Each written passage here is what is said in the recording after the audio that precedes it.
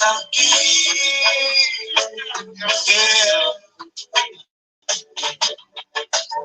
say a little more.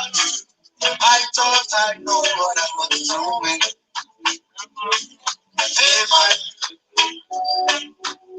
But today I am the day. I am a praise I'm a praise I am a praise I'm a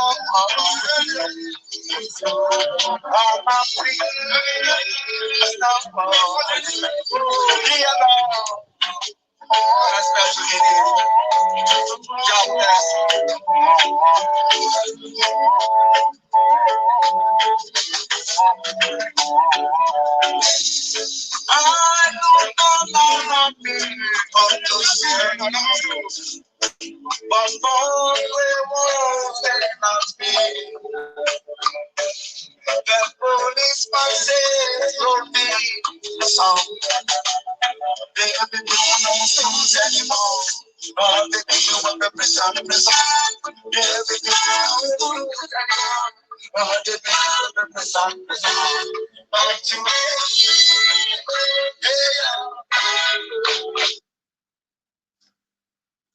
Good morning, everyone. Welcome to our midnight live broadcast where we talk about the state of our nation. Thank you for joining tonight. There has been a lot of things happening ahead of this planned protest. Indeed, a lot of things has been going on. The presidency have been summoned meeting. They summoned the whole traditional rulers with titles in Nigeria. They were in Abuja today. Tinubu is begging them, tell your people to calm down. Tell your people that we're about to fix things. Tell them to calm down. But I think Tinubu is doing the wrong thing at the right time. This is the wrong time to do all those things they are doing. Indeed, this is the wrong time. And they are doing it in a wrong way. What has the traditional rulers has to do with the struggle of the youth, the struggle for our destiny. And not only the traditional rulers, so many clergies like the Kanu, a lot of them has been bribed. I have the evidence of what I'm saying. A lot of them have been bribed. They have been convinced to tell the people to calm down. But you know what? No one is backing down. The youth are not backing down because we know that this is an opportunity for us to get our freedom. And as I normally quote, when the government is afraid of the people, you know that there is liberty. But when the people are afraid of the government, you know that there is tyranny. But, you know, the tyranny is about to be dismantled. Everything, every siege that the government have used to tie the people is about to be dismantled. And a lot of things has been going on, as you can hear in Lagos State. They fixed the festival from the 1st of August, I think, to the 15th, because the protest is from the 1st of August now to the 10th of August. But you know what? The renegotiations are saying, we are going to stop that thing that they are going to do when they will say everybody enter inside house. Nobody should come out. It's a strategy to stop the protest. You know what? They are going to dismantle that thing. They are trying to spoil Yoruba people's culture. They are trying to spoil the negotiations culture. You can't use your culture, your heritage, what you normally do to, you know, fight and oppress people. You can't use that to support the government who are oppressing the people. I thank God that what we are protesting for is all about hunger and bad governance. So everyone, almost everyone, even though you are a teacher, you are a nurse, we are all angry and hungry. So time will tell what is going to happen. So there are a lot of intelligence that I want us to share tonight. You know, that was about 7 days ago. There is a revelation we made in this house that time will come that a lot of people, that they are going to, you know, run away from Nigeria. We made the news about a few days ago. And after some time, you know what the Senate said, right? Nigeria Senate, they now went for recess. And that was what the guy predicted on this channel. He predicted that the Nigerian Senate, that they are going to close down Senate because of the planned protest, not because of recess, not because of what they are telling you. This is what the guy said. To talk, I want you to know that currently intelligence have revealed that many of the politicians have bought their flight ticket. Majority of them is flying to UK. Majority of them is flying to France. Minority of them is coming to the US. Minority of them is fleeing to neighboring African countries, with the exception of Niger, Burkina Faso, and Mali. This is all I want to say. God bless you. A good night. More questions, sir. Why are they trying to flee out of Nigeria because of the protest? What is their fear? Okay. Now, after saying this, mark down the date and what I'm going to tell you. Okay. The protest, some say 1st August, some say 29th of July, right? Yes. Watch out when they're going to stop their meetings in the National Assembly. Okay. Watch out when they're going to stop their meetings in the National Assembly. But it's very unfortunate because they think that this protest is like NSAS. Guys have mobilized themselves, that they're waiting for them wherever they want to go. All this money they use for their SUVs, for their allowances, they will cough it out.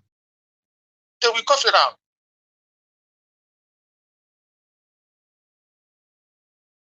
Hear that? This revelation was made about 6 to 7 days ago during the midnight broadcast like this.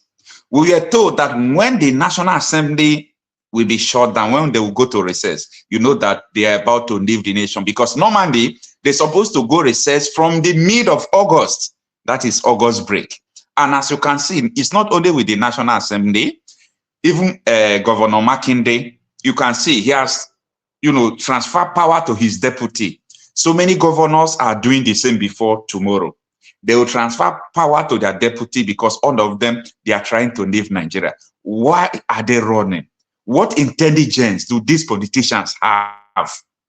What intelligence do they have? Now, there is a very declassified information that the Tinubu administration alleged they want to shut down internet during the End Bad Governance protest. Now they are trying by all means to make sure they bribe so many people, they convince traditional rulers, they convince church rulers, all the whole people that they think that can have link to the people who want to protest. They are trying to bribe them. They are trying to do everything possible to stop them. And that is why they said if we are unable to stop them, from August 1st, they will shut down the whole internet in Nigeria. This is a very vital information I want to let the people know. They want to shut the whole internet in Nigeria. Don't say that you were not told. This is their plan. But it baffles me because, you see, Tinubu is someone who always talk about protests. Tinubu is someone who always tell people, go and protest. The government is not doing well. President Jonathan was not doing well. Go and protest. Go and do this. Go and do that. Tinubu is one of the people who always tell people, go and protest. Non-level. Government are doing this. We are going to Aso Rock to close it down. Look at what they are doing in Aso Rock. They turn Aso Rock to thief. They turn Aso Rock to robbery house. Everything Tinubu said, he's doing worse of it. And he's trying to tell people, lobby people not to vote for. Listen to what I'm saying. Improve this situation for the good of all of us. Do not allow the opportunity to make things better for us. They make it better for themselves, for their comfort and their families. Cronyism is prevailing. Today, our rulers in Abuja and across some of their states, you know what they say to us when they remove subsidy and we say no. Hunger is increasing, they say, so what? Unemployment is a cause. The video is an amateur video, but I'm trying to tell people that Tinubu is a supporter of protests. Tinubu mobilized people for protest. Tinubu has been always protesting against people, and now he's in power. what he has been protesting against, is there before him. What is he going to do? What is he going to do at this moment? Instead of him now, look at, leadership sometimes. I don't know how African leaders see leadership. I don't know. What Tinubu is supposed to do at this moment is to begin to respond to the demand of the people who want to protest. They said the price of fuel is too much. Bring it down. This is what you can do within 24 hours. They said the constitution must be scrapped, that they want to amend it. Call Senate president, let them go to that house and do what they want to do. 24 hours, you people can do that. After all, when they want to change the national anthem overnight, we slept and wake up. They told us that the national anthem has been changed. So it doesn't take anything for them to change what they want to change. What are the other things? Releasing Nnamdi Kanu. Everybody have been talking about that. See, there are more ways to talk to people who want to protest by responding to what they need, not by meeting their traditional rulers. Because even the traditional rulers, if they did not do well, most of them will even leave their village, leave their city, and find a refuge. Because according to what I'm saying right from time, nobody's coming out to do violence. Nobody's coming out to do crisis. Nobody's coming out to do everything. We don't even have power to do violence. But you know one thing? We are going to occupy every road. We will occupy every road till that kingdom come. Till all these requests has been met. Till all these requests have been met. Now, I know that I have seen so many youths, maybe they are close to a minister, they are close to a senator, they are close to the federal government, they have released money to them. They are coming out to say, hey, this protest will not work. We are not going to protest. It is normal. Everybody must not support this particular idea. But I have one message for them. Only one message from Ebuka and Adima. People are hungry. Let them die. It's their fault. Yeah, I'm supporting Tinubu 100%. You're supporting Tinubu? 100% to deal with Nigerians. People like you. So that when next election comes, I will now see whether when people bring money, you will vote for them or you will do your conscience. I want to ask about your relationship with Muhammadu Buhari. We are the best of friends now. You are still the best of friends. Of course, why not? He thought I will die. If he thought maybe I will die if I didn't get position. I'm looking healthier than him. And I have more respect than him. If anybody denies the respect I have, let's attend a public function with a public officer and me, a proletariat, a common person, and see who do people gather around and joke with and talk without me giving penny, without them knowing what I have to give. Nothing. You said. Let me stop it there. You see, this message from Ebuka and Adima is for those people who think because their brother is a commissioner, your brother is a minister, because of that, you want to try to sabotage the struggle of the whole people. Because your brother is very close to the federal government, you want to come out and tell them you don't want to protest. But tomorrow, you are still going to come out and tell them that I am hungry. Insecurity is here. Poverty is here. Oh, the fuel price is too high. What is going on? The food price, inflation is too high.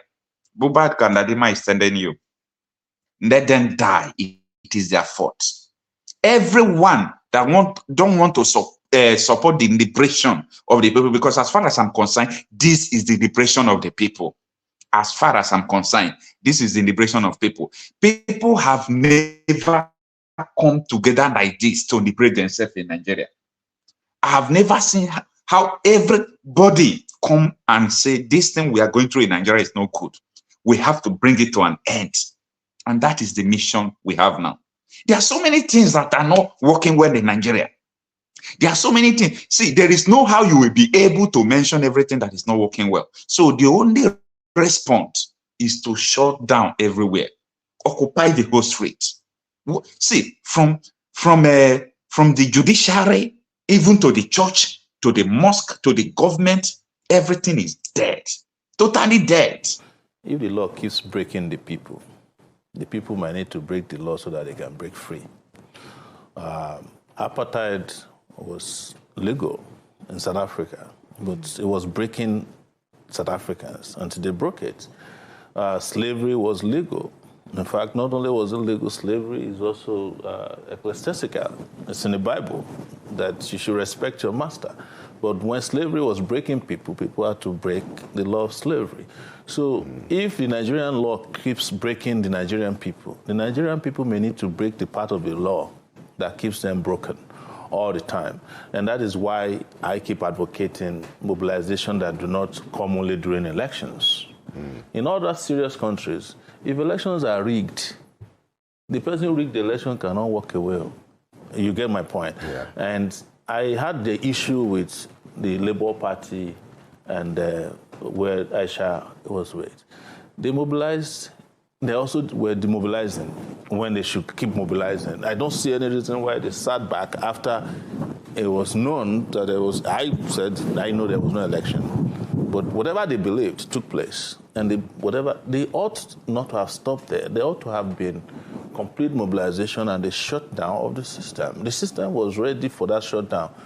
But then they said, hey, don't fight, don't fight. They're not going to get power on a platter of gold. Don't let anybody deceive you that somehow, because those who are in power. The president said that himself, that power will never be served. Those who are in power will keep giving you homework assignments and, homework to do.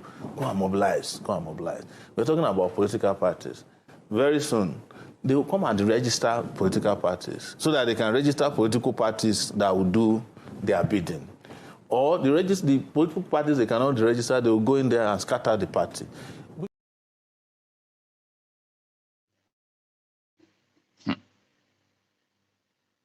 Is there anything you want to hear? When the law keeps breaking the people somehow have to break the law for them to break free. Mobilization said that apartheid was a law, that the white supremacy is always greater than the blacks. It was a law. The killing of twins was a law. In fact, the colonization of Nigeria, it was a law. Until people begin to protest. Everything that people have achieved on earth, most of them will achieve through protest, through mobilization, through civil disobedience to the known authority. And that is why I'm saying the time is now. Now or never. The time is now. So don't let anybody deceive you that Tinubu is calling traditional rulers. Tinubu is doing, yes, indeed, the man is not sleeping, no. None of the executive or the federal government, none of them are sleeping right now. None of them. In fact, everybody, they are mute.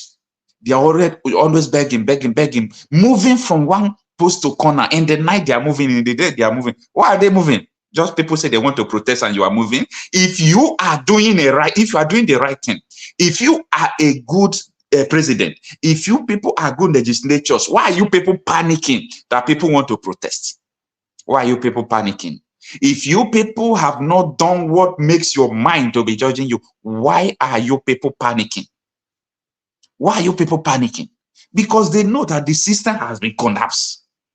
Absolutely nothing. There is nothing working again. They know that there is nothing working from judiciary. You know what? Most of the things we have not asked them. The question we have not asked before, everything will bring it now to ask. There is an adage in my dialect that people used to say, and the translation goes like this, that the day a child will throw away or will break the bottle of the red oil, they will not ask him. But the day the child will just throw away or break the residue, the bottle of the residue that is meant to throw away, they will remember the oil the boy threw away or the boy wasted. Now, everything they have done, we are going to start remembering it one after the other. And everyone who, if you know that you are responsible for this calamity we are in, you have a question to answer. And you will answer it in this word, not anywhere else. You will answer it in this word. We all were here present where a senator came to the House of Senate and he stood up last year. He said he uses his wife to influence what is going on in the court of appeal. He uses his wife to swing people's vote so that the court will declare his fellow senators winners. Listen. My wife, whose freedom and independence I encroached upon while she was in office. And she has been very tolerant and accepted my encroachment and extended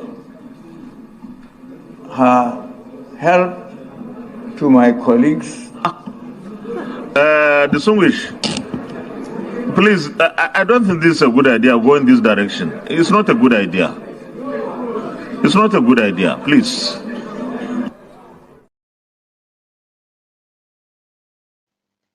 This one is the one people say church Agbasia. The church have closed. Do you know that up till now, nobody asked this man what your wife did? Who are they? How many people? He said his colleagues. In other words, they are many.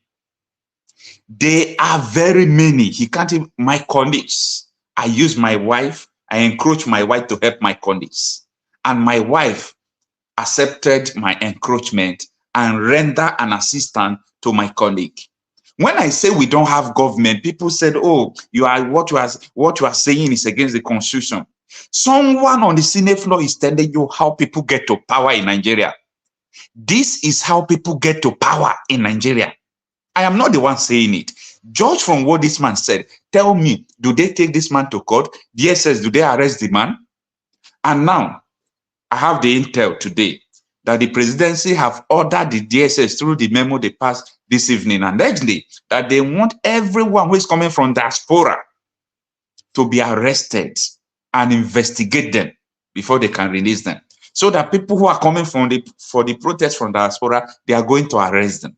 But these are the people who have been holding our nation ransom, coming out on the Senate floor to make confession without fear.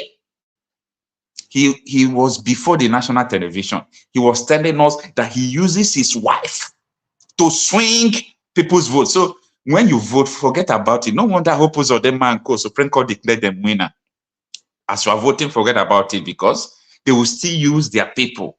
And that was why when Wike wife become one of the judges in a appeal court, I felt somehow, you know why? Because these people always use someone close to them to influence the judgment. And you can see, the man did not hide it at all. I know for some persons, you might not understand this video. Listen to it. Particularly my wife, whose freedom and independence I encroached upon while she was in office. And she has been very tolerant and accepted my encroachment and extended her help to my colleagues. Distinguished, please, I don't think this is a good idea, go in this direction. Ahmed Lawal quickly cautioned him. He quickly cautioned him. I replay this video so that you will, I know people will take time before they can understand what this man is saying. The gravity, the offense, the gravity of the offense this man committed by confessing that he uses his wife. He is a senator, a serving senator. His wife is the president of a appeal court. That he uses his wife to influence judgment. He uses his wife to influence judgment. There is no time for us to have freedom apart from now. Well, good morning, everyone. Thanks for joining in. We are going to open our lines for call. You can call in and share your opinion on what we are discussing. Dominic, good morning. Thanks for joining. He says, if Tinubu really disconnect the internet, this Nigeria will be over once and for all. I'm telling you, that is what they told me. But I will say it is allegedly, because it is a declassified information. The information have not been declassified, but that is what they are planning. They had meeting for it today. That is what they are planning. So that is what people should get prepared. If you want to start downloading VPNs, you know alternative. These people are ready to shut the internet. They have the plan. These people have the plan. So don't say that you have not been informed. Noble Impact Media, good morning. Thanks for joining us. William Okoro, too bad of them to disconnect the internet, but ever. Onyechukwu Meze TV, good morning, sir. That is my great friend. Thanks for joining Onyechukwu Meze TV. Dominic A. say even through war, even though we don't want that yet. Ndidi Kanuoji. Okay, Kanuoji. So if Nigerians don't protest now as plan against bad governance, they will lose this good opportunity. After all, this is a very, very good opportunity. And we don't want to lose that. We don't want to lose it. Say, Tinubu APC corrupt government will never change. They don't care for the lives of the masses. Absolutely. And that is the problem. They don't care about what you are going through. They don't care about anything. What the case is all about the power. Let me ask you people a question. How many times did Tinubu call the whole traditional rulers? Maybe call them for meeting and tell them because people are hungry, let us talk. Because people are hungry, let us do this and do that. Aboyomi, good morning. Thanks for joining. Let's have this call from Evan, as written in his WhatsApp. Good morning, Evan. Hello, good morning, Mr. Okocha. Yeah, thanks for joining us. What is your name and where you are calling from? Evan, and I'm calling from Europe. Okay. I just wanted to make a few points.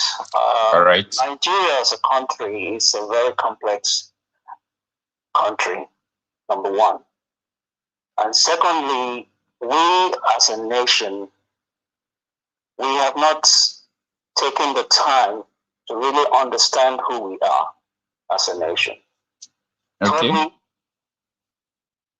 with whatever is happening in Nigeria currently, no matter where you are in the world as a Nigerian, we are feeling the impact. Yeah. Because you may say, okay, you're not in Nigeria. It's worse for people who are not in Nigeria, my brother, because the whole responsibility is on them. Comes upon you. And thirdly,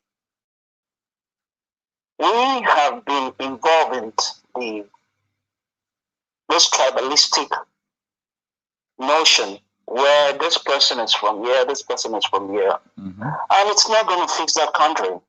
Yeah. We need a detribalized Nigerian to lead that country. Now, of which is not possible. You know, it's possible. It is possible. You know why I say it's not possible? Why do I say that? Thank God, first of all, thank God you live in Europe, right? Yeah. Let us do some analysis. I'll give you time to talk to us, okay? Thank you, my brother. Okay. Now, I'm sorry to ask this question. It's not on about tribe, but I want to use it for analysis. Where are you from? I'm from the East. Very good. You are from the East. Yeah. Where you are, they have Igbo meeting, right? They do. Yes. They do. Maybe you are part or you are not part of them. And they have a Edo meeting. They have Yoruba meeting. Hausa people are not much in Europe. That is why they don't have Hausa meeting. Yeah. Have you ever attended Nigeria meeting? You see, I'm coming. I'm coming, sir. I'm coming, sir. I want to explain something. Have you ever attended Nigeria meeting in Europe here? I have. Okay. I have, because what happens is the whole Nigerians come together. Okay. So they don't go to Igbo meeting. They all come together. I know the Igbo do have like a meeting or whatever. But what I'm trying to say, I know where you're coming from. But what I'm trying to say, we need to start, changing our mindset as Nigerians. Because we are more united outside Nigeria than within Nigeria. Yeah, because the reason I wanted to tell you this, what I discovered through my own findings is that we must come together as people that are oppressed first, before we can have a nation. Because if you say, let us come together as Nigerians, my brother, we are going to miss it. First of all, we have two tribes in Nigeria. The oppressed and the non-oppressed, that is the so-called political elite. When we are able to understand that we, the oppressed, that is our tribe. We oppress, that is our religion. We oppress, that is our culture. And fight hard to have power, before we know whether we have a nation.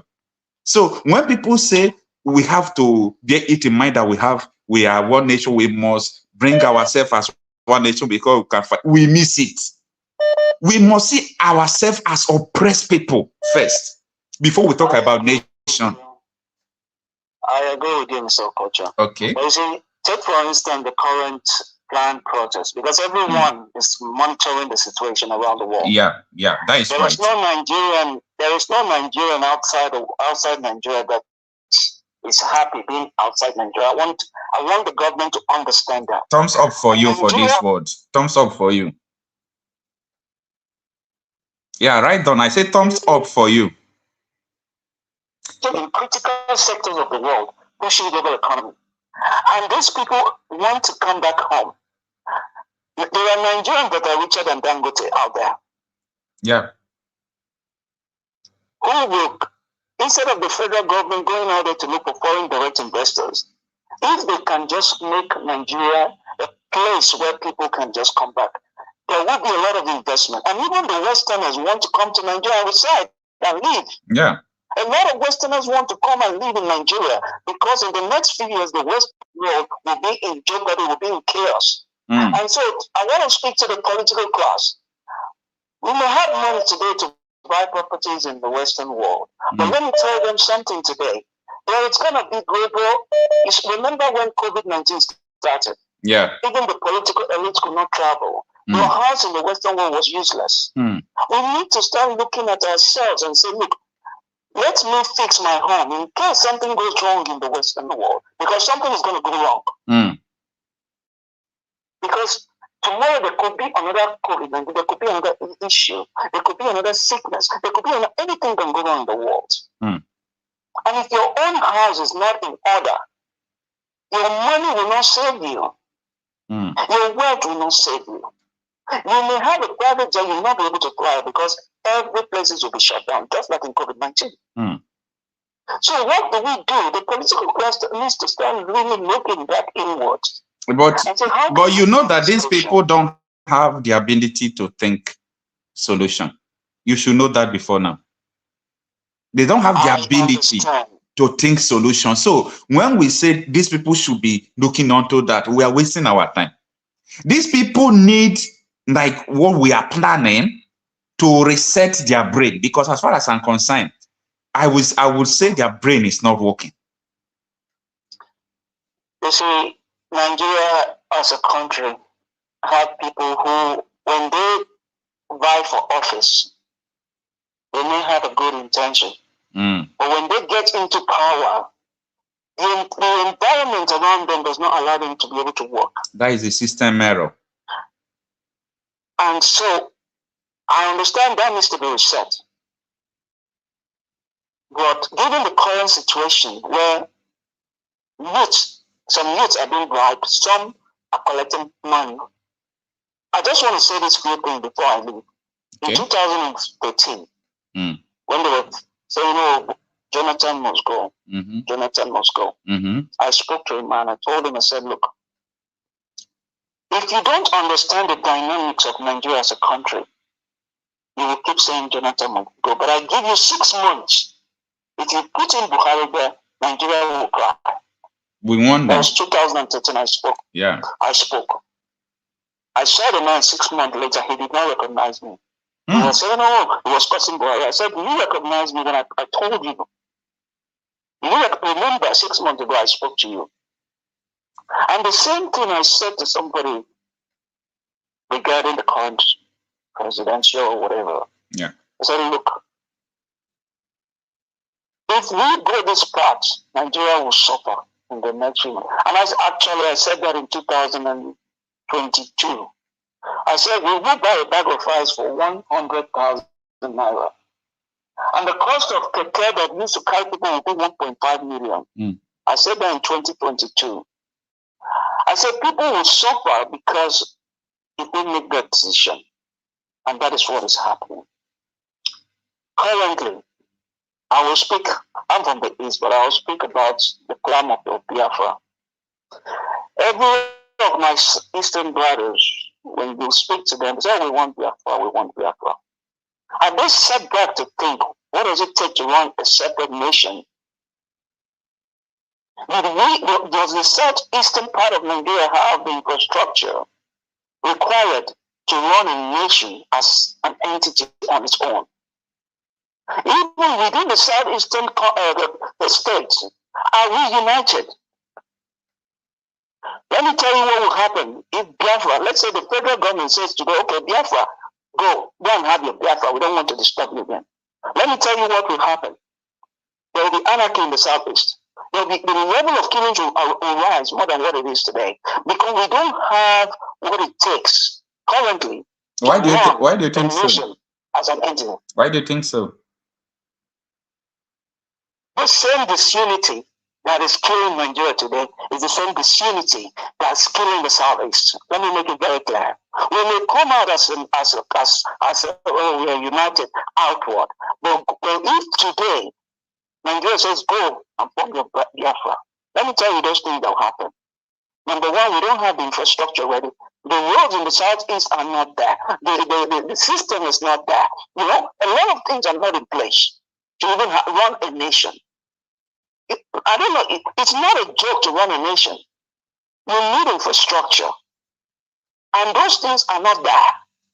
So when we keep clamoring for Biafra, we want Biafra, we need to start sitting back and looking at it. But the question is, before Nigeria, before the amalgamation of Nigeria, all these nations were existing, right? They existed as regions, not as not regions, not regions. I mean before Nigeria, before the existence of Nigeria, not after when Nigeria was in region, no.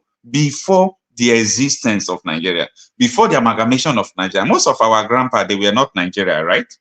Because Nigeria have never existed before. Yeah, before the amalgamation of 1914, these people were living for thousands of years. Okay, I agree with you, Mr. Okocha. But compare 1914, before 1914, and what you have today. The same technologies we have. Is it the same understanding we have with the way they were? Is it the same calmness and peace of mind they have that we have today? Now, other people will tell you this. You know, everybody has their own opinion. Yeah. Like me, I respect your opinion. I respect everyone's opinion. Yeah. But some people will tell you that if Southeast have their own country, that the infrastructure you will see within 1 year, we chase Israel because they believe that they can manufacture, they can build everything.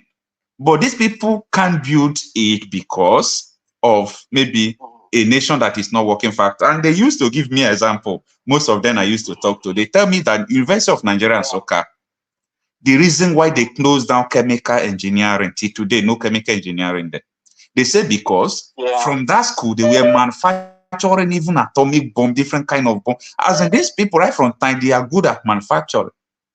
So imagine a government closing down university faculty because people are exhibiting their talent. So how shallow are we? Okay. Thank you, my brother. Please, just in 2 minutes, summarize what you want to say. So that I'll summarize in 2 minutes. What I would say for now, I know there are restrictions in terms of growth in the southeast. Yeah. But let the governors focus on building. If there's, at least there is no restriction in construction of roads. There is no restriction in the construction of power. You are right. 24/7 power available. There is no restriction in trying to create security network that will protect the people of the southeast so that they can go into famine. Let the governors start doing that in the southeast and start preparing for that nation they want. We cannot say we want, because look, if we don't start building the road, building the network, building power, no society can exist without power. There can never be growth, even in Nigeria as a country. So let's start doing those things in the southeast before we start crying for Biafra. Let's silently build the southeast with what we have from the current government before we start looking at, oh, we want Biafra. And finally, if this protest does not hold in August, in the next 3 months to 6 months, those who have collected money to stop this protest, they will wish they never did. I rest my case. I picked that one. Thank you so much. Thank you so much. Thank you very much, Mr. Okocha. Yeah. In everything this scholar said, you see this last word he said, that if this protest did not hold or did not go well, people who have gone to Aso Rock now to collect money to stop protesters, that they are going to regret it. Why? Because the money they collected won't be enough to feed themselves and people around them. Because what I am seeing, without this protest correcting things, we have a perilous days ahead. Perilous day ahead, where so many things is going to go wrong. But you know what? We don't pray for such days to come. And that is why we are going to protest. Thanks everyone for joining in. Let's welcome another caller. Abayomi, good morning. Thanks for joining. Murphy says, good morning, sir. This APC has nothing to offer Nigerians, only to noting treasury. Murphy from Dubai, UAE. Thanks for joining us, Murphy. Gandan Vibe says, a lot is about to happen. Everyone will be shocked on how evil this country has been. Meaning you foresee liberation, and that is what everybody wants. Judy Nelson, good morning. Thanks for joining. Duty Manuel, good morning. Thanks for joining. He says, they are doing it all this because of Biafra freedom, but we must go home. Amen. Everybody want to go home, not be only Biafra, go to Dudua, everybody. But I said we must fight first as oppressed people. That is only where we can gain freedom. We fight collectively as oppressed people, because we have only two parties, we have only two tribes, we have only two culture, we have only two religion. The oppressed and the people who are oppressing them. When you have liberated yourself, now you can talk about this or that. That is the first. It's just like someone who have not eaten. You want the person to, maybe you said the person should come and drink juice. The juice is not important to him. If he can even see just Gary to eat, the person will be okay. So first thing first, there is a hierarchy of need. Now we all are oppressed. Very, very oppressed people. They put us in prison, mental prison. They put us in bondage mentally, and it is reflecting our daily lives. No money in circulation again, but they embezzle billions of naira, billions of dollars. And you think the citizens will continue? No. History has demonstrated that if leaders mislead, the people will arise to remove them. And that is where we are today. Odili Mondoku, good morning. Thanks for joining. Say, maybe that is the Catalonia or Bayern. In that country, we come condemn. All right, that is it. Let's have another caller. Good morning, sir. Hello, Mr. Okocha. Good evening. I think our frequent caller, let me introduce you tonight. I think that is Mr. Bosco from Georgia. That's right. Thanks for joining us. Yeah. Yes, sir. All right. I believe you have been with us and see what we are discussing, that the federal government of Nigeria, they had meeting today, and allegedly there is a very strategic plan to shut down internet when the tension increase. And what do you think that will happen when they shut down internet? Okay, I didn't hear that, but if that's the case, man, that's the same thing we've been saying. All of them are scared, because they all have a skeleton in their cupboard. But that would be a very, very bad thing for them to actually do. You understand what I'm saying? Yeah.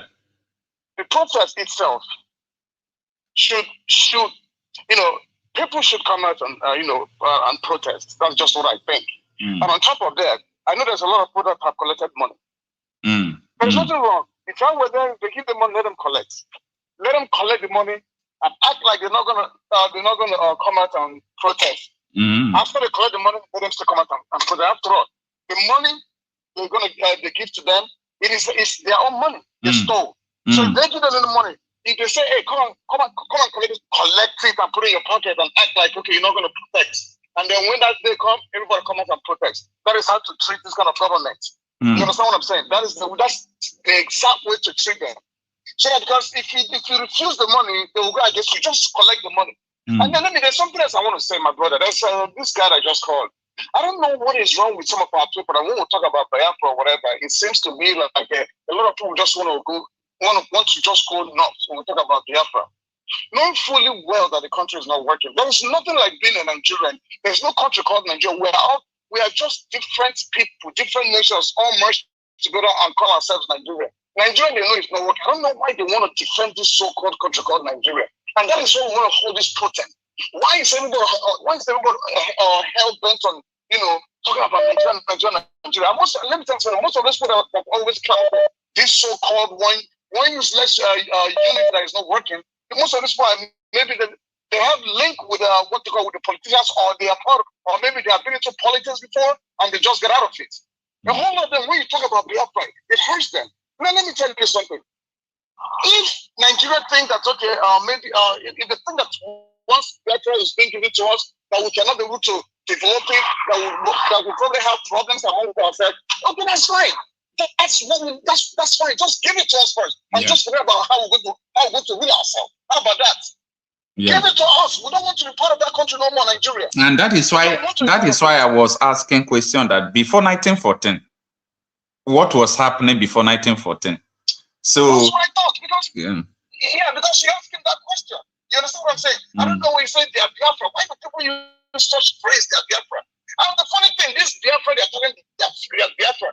When the Biafra will finally come, which it will come in our lifetime, you see a whole bunch of them wanting to leave wherever they are, and they want to come back up. Biafra, they want to come into Biafra, just like what is going on in Gabon, in Nigeria, and those other two countries that just separated themselves from what you call it, from the African from ECOWAS. Yeah. Don't be surprised in the next 1 or 2 or 3 years, you will hear how the economy of those countries are doing pretty well, and you see a whole bunch of people they want to travel over there, and they forget that people fought to make that country a better place. You hear what I'm saying? So I don't understand why those people, when they come, the headmates are talking about the Biafra, the Biafra. Listen, that is the only solution to end all these problems we're having in Nigeria.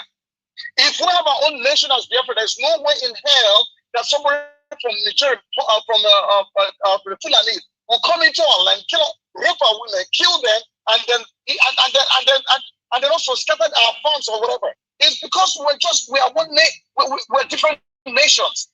So that's why this protest is all about. So my thing there is, this protest has to take its place, to be very honest. It has to take its place. It really has to take its place, because if the youth understand that this time, if they lose this opportunity, it's going to be really hard for them to get back to it. Because if they lose it by not coming out, maybe after 1 or 2 days, they won't probably want to go back. My brother, the government will put much more fears in them. Next time, there will be nothing like this. They might even put into law that, hey, if they fail this right now, they might put into law that, hey, there will be no more protest in Nigeria. But whoever comes out of protest, they're going to be sharp. I'm telling you the truth. So if they have to come and despite whatsoever the government, the fears or whatever they're saying about, I think I heard something about some festival coming up in Lagos. Is that correct? Yeah, but that one has been resolved because the people said that there is no going back about it. That if culture is against the people, that people will stand against the culture. Exactly. My brother, let me tell you something, man. This protest has to, even though if you go on Twitter, a whole lot of people keep accusing the Igbos and the IPOBs or whatever, which we ourselves were not even part of it. We're just going to sit back and let them do their thing. Now, I want to ask you some questions before you, so that you use all of them to answer with your time. There is a current memo that they have circulated secretly, and the presidency have mobilized the Department of State Service to airports to arrest so many people that have pointed fingers in diaspora who are coming home, and they have alleged that people in diaspora are the main people sponsoring the protest. So what do you think that will happen, or what do we expect to see before Saturday? I don't even think there's, to me, I don't think there are people from abroad that's coming back for this protest, tell the truth. You understand what I'm saying? I don't think, maybe that could be some kind of propaganda. I don't think there are people that are living abroad and lives here in abroad that will, because of this protest, come back to us. I don't think it's a wise thing to even tell the truth. I don't think so. So I think that might probably be a propaganda. Maybe the people that are coming back abroad are just, maybe they've already scheduled maybe that time point, maybe to come home for confiscation, like maybe like a summer holiday to come with their family. They're not going to come home for this protest. I don't think so. Because if you ask me, this is my own personal opinion. Maybe they've already bought their ticket prior before this time, and they're probably coming home just for that, but they're not coming home for protest. I don't think so. All right. Okay. Yeah. Okay, Mr. Bosco. Just in 1 minute, summarize everything you have told us so that we can have another conduct. Yeah, so pretty much what I'm saying is, we want a better. I'm not going to say we want a better Nigeria. Nobody wants a better Nigeria. What we want is, if this protest is going to be peaceful protest, but if it becomes a peaceful protest, and from there maybe something happens, maybe turns into a revolution or whatever, then okay, I guess that's the way God wants it, because you know why? Everybody's tired of Nigeria. Nobody's happy being in Nigeria. Yeah. Everybody's tired. They don't want to go their own separate ways. So why are people trying to defend the country? It's already dead. I said it yesterday. The country already expired. Nigeria was experimented. You know what I'm saying? They put us all together, different nations, the merge us together and say, hey, you all live together. Let's see what's going to happen after 100 years. Since we were looking, they told us we are the leaders of tomorrow. How old am I? I'm 48 years old, my brother. So what are you saying? If I ask you today, what have Nigeria done for you? What have Nigeria done for you since you were looking up to now? You can't even want to specifically have done for you. Nothing. For me, absolutely nothing. No. Nothing. So why we trying to hold on to something that is not beneficial to us? It is time for us to let that country go. Listen,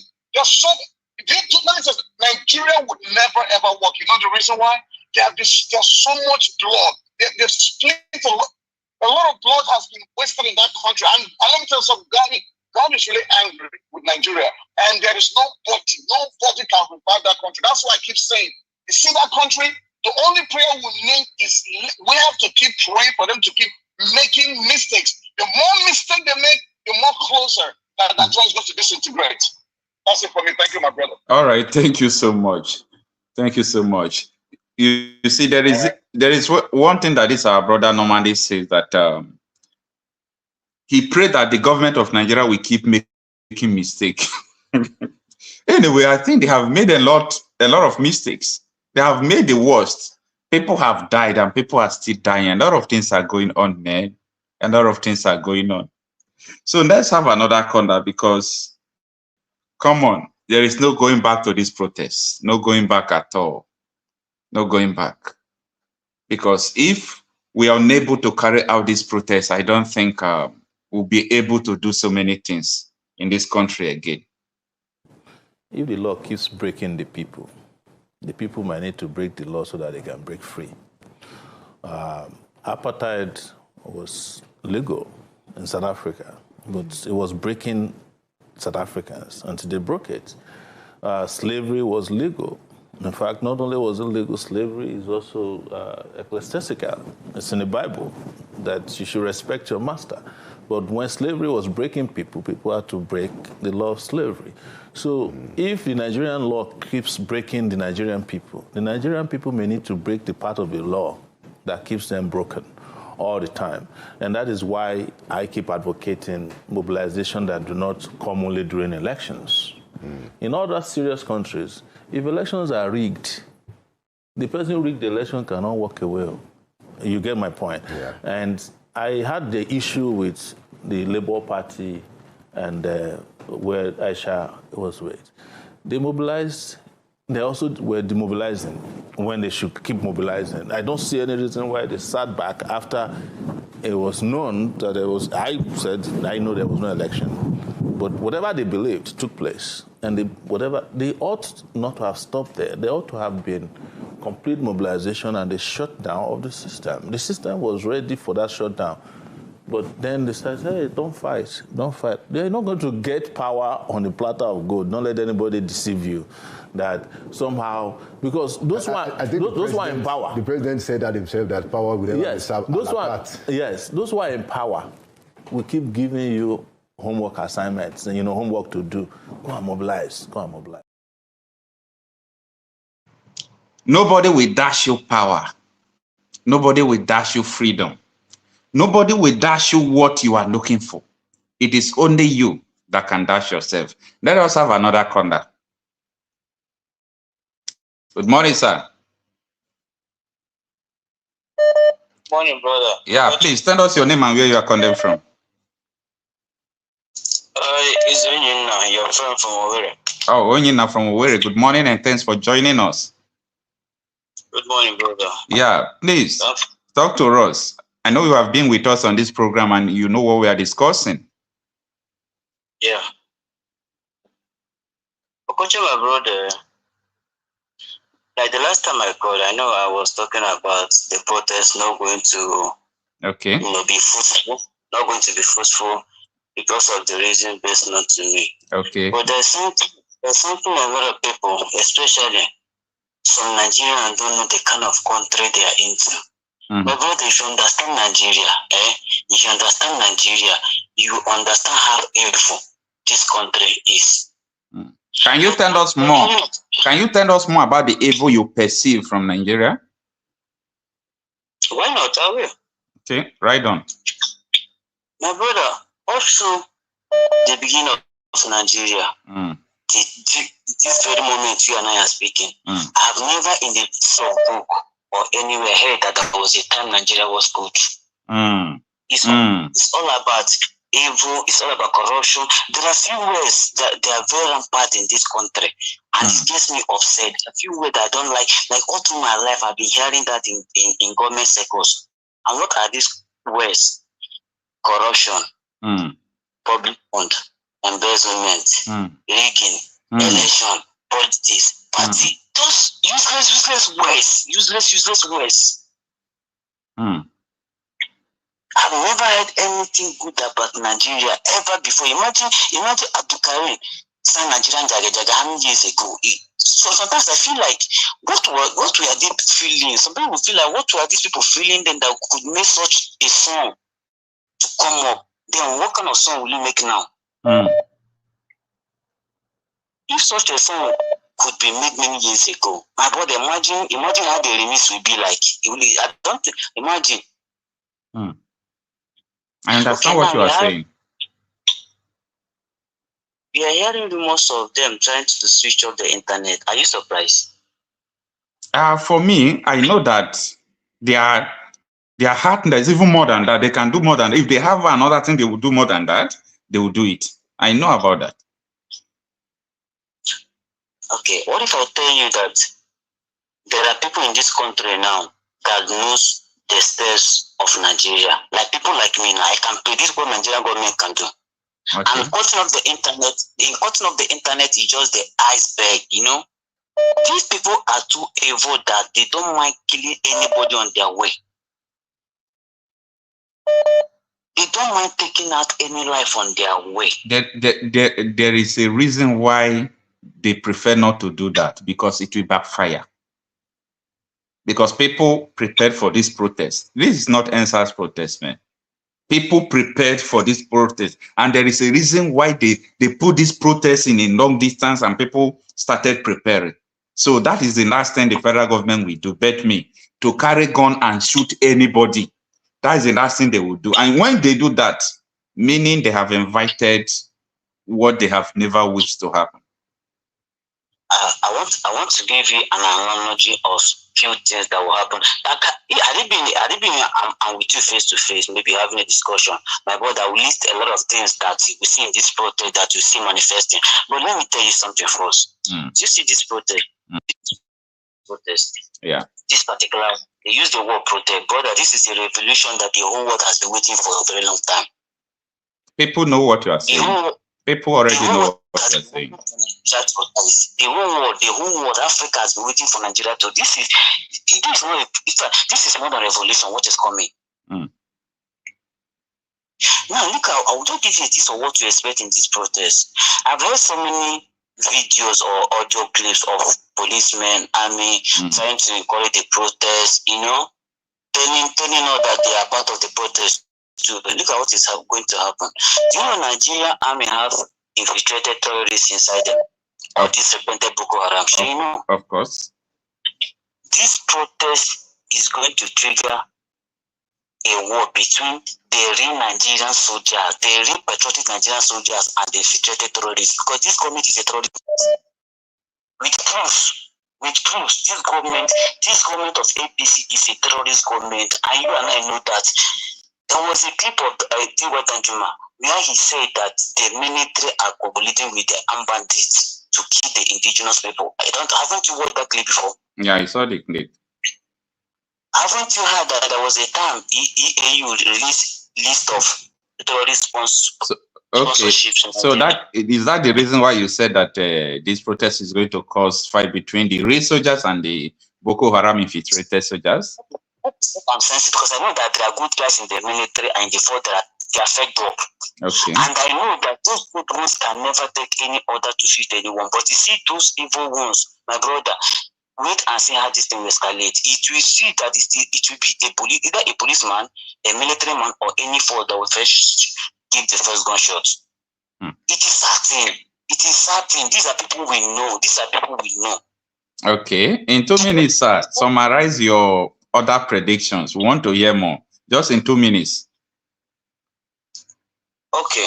Now, these people, Lagos State, they say they want to have their Oro festival. Yeah. On the 1st. Yeah. And the Wike is telling that is having occasion for traditional rulers. On the same 4th of August. What are they planning? It's normal thing, my brother. Nobody will hear about this protest as a government or a governor and you fold your hand. They must invent other strategies to oppose the protest. Or you know what? It's not going to work. This is what we know that it will come. It's not a surprise to us. Well, my brother, I pray and wait that the protest works. I pray and I hope it works. But I know it's not going to be easy because the whole world has been waiting for a day like that to come, honestly. All right. Nigeria is over this. All right. Thank you so much, sir. Thank you for your contribution. Thank you, brother. All right. Let's have another caller.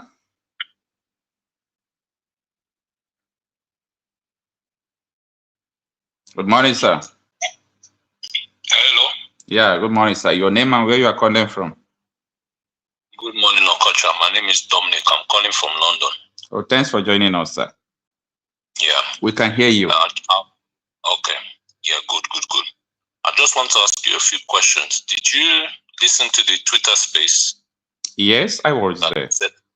What was the updates from that? Did you gather any update for anybody? Yeah, I gathered updates from there, but because of the intelligence they got, that people that are coming there to listen, it's a normal thing. You know that they must send people to listen to the plans and everything. So what they discussed was just what sounds good to the public. You know what I mean? So one of the things they discuss is this Sowore festival in Lagos. The protesters are not interested whether the thing is going to go. They said that if Christians are doing Christmas, nobody will stay at home. If Muslims are doing their own, nobody will stay at home. So why would traditional people will do their own and everybody will stay at home? Everybody have freedom of worship and freedom of movement. So that day, if they want to come out, no problem, let them come out.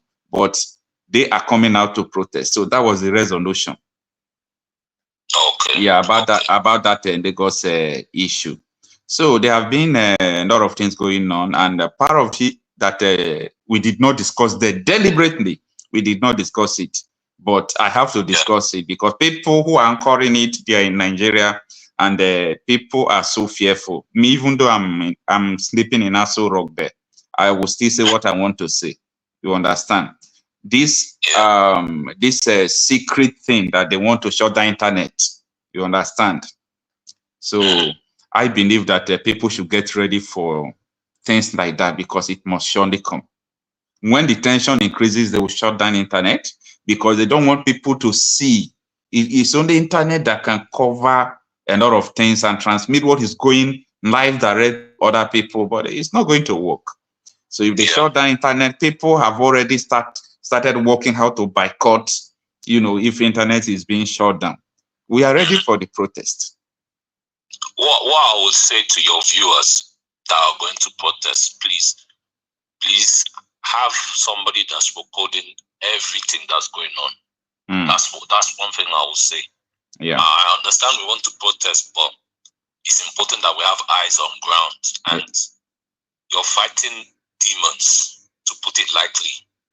These people, they will give money to people to come and protest against you. Throw one punch will lead to another thing. These are the type of people that you're dealing with. And before we're talking of police and everybody else, police will be bought.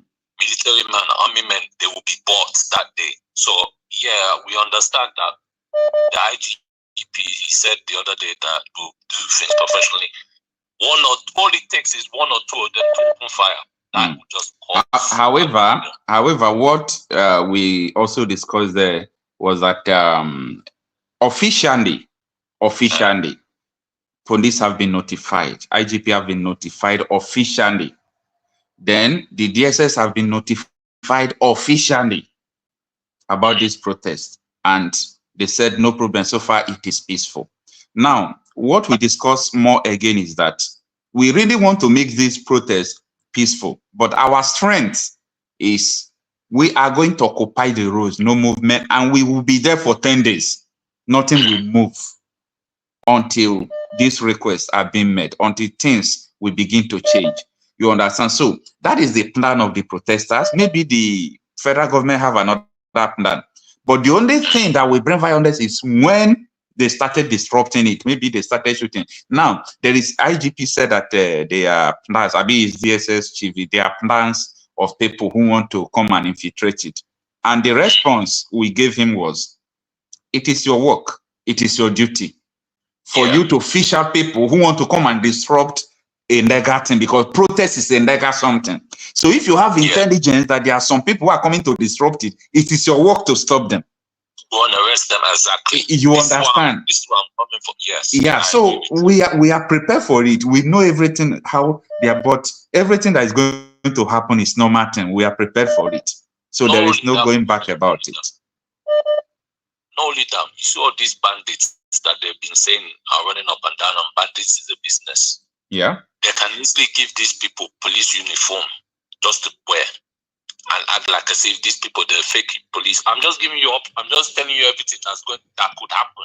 Yeah. So, I just want the public to be very vigilant and stick together. It's very important.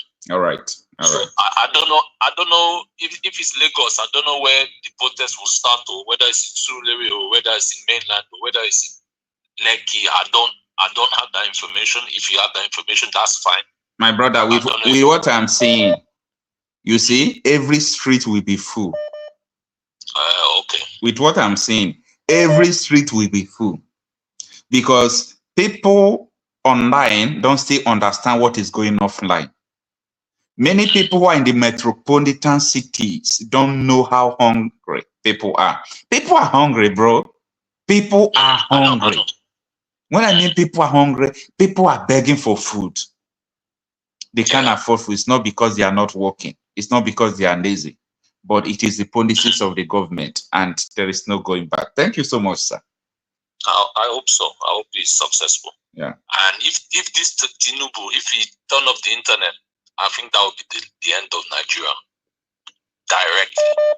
So if they're contemplating that act, I think that would be the end of all of them, which I believe many of us even want self.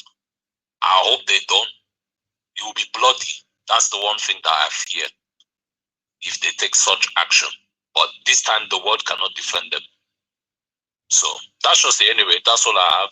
Just please, everybody, be vigilant, be prepared, because although we're calling it protest, I see it like almost like war, because you're dealing with people that are sponsoring others, and that's how they get away with murder. So yeah, that's just it, my brother. Sorry to scare anybody, but it's the truth. No, see, you are the one that is thinking that you are scaring everyone. There is nothing that will happen that has not been happening in Nigeria. Do you know how many people died today? We don't have the statistics, and government don't have the statistics. So people have been dying of insecurity, hunger, diseases, and so on and so forth. No one is talking about them. So Yes, the people have made up their mind, and there is nothing greater than an idea whose time has come. Yeah. Okay. So thank you so much. I really appreciate you for your contribution and time. Yeah, let's have another caller. All right, sir. Good morning, sir. Good morning, sir. Okay, that caller has ended. So that is the situation. We must make sure that we carried out our constitutional right. Protest is our constitutional right, and there is no going back about that. Don't ever believe that a politician is a leader. Don't ever believe that. Because the system that we have produces politicians. It doesn't produce leaders. And so you can have a politician who knows nothing about leadership, and he's leading you. Politicians are concerned about the next election. That's all they're interested in. That's why they cannot be leaders. But leaders are different. Leaders are concerned about the next generation. I want you to compare those two thoughts the next time you have a politician come to your house wanting to vie for your vote. Just ask him, what is your vision for my children? I will sit and listen for 20 minutes for you to tell me what it is. He will leave your house because he has no interest in your children's children. His concern is to stay in power, to keep the position, to win the next election. This is why they cannot lead. When you are going to have a conversation with a politician, you should actually try this as a test. You, by the way, as a citizen of a community, you have a right to be seen by the mayor. Hope you know that. If you voted for a mayor, the mayor works for you. Therefore, you have a right to see him. You can make an appointment to see. That was from Dr. Miles Moron. Let's have another caller. Good morning, sir. Okocha. Good morning, sir. Yeah. Good morning. Thanks for joining us. Bob Manuel calling from California. Thanks for joining us, my brother. Yeah, I just want to appreciate the good work you are doing. Thank you. No problem. I know everybody has been talking and I've been listening. We just have to do what we have to do because Nigerians, we have been talking too much without no action. Okay. We have been talking too much without no action. All right. These ones, they say they are going to come out. This one say they are not going to come out. Whoever that wants to come out, let them stay. And we have to do what we have to do to take this country back. Otherwise, we are going to continue to complain forever if we don't do what we have to do. Action is needed. And action is needed, we have to go by protest. We are not coming to burn the country down. We are not coming to scatter anywhere. But all we need to do is to come out and take that action by protesting. Telling these people we are not happy the way this country is going. It's not by force for them to rule us.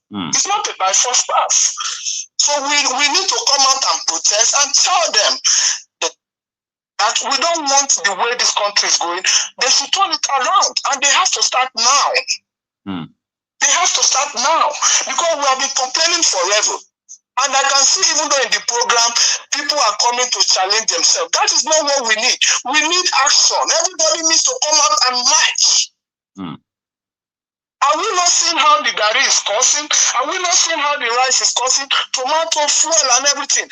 And we keep on complaining, but we don't want to do nothing about it. We need to take that action by going to the street to march. If they want to be afraid, let them be afraid. We will all come out and do what we have to do. And let them also do what they have to do. They know they have not been doing things right for a long time. So it is the high time for them to do things at the right time. Look at the president now telling us, I know you guys did not vote for me. I know you guys did not vote for me, but he's still there ruling us. So, Okocha, we all should stop talking and come out and take the action. That's what I will say for now. Thank you so much, my brother. Thank you. Thank you so much. Yeah, he said that we all should come out and take the action. That enough of talking. Let's listen. Don't ever believe that a politician is a leader. Don't ever believe that. Because the system that we have produces politicians. It doesn't produce leaders.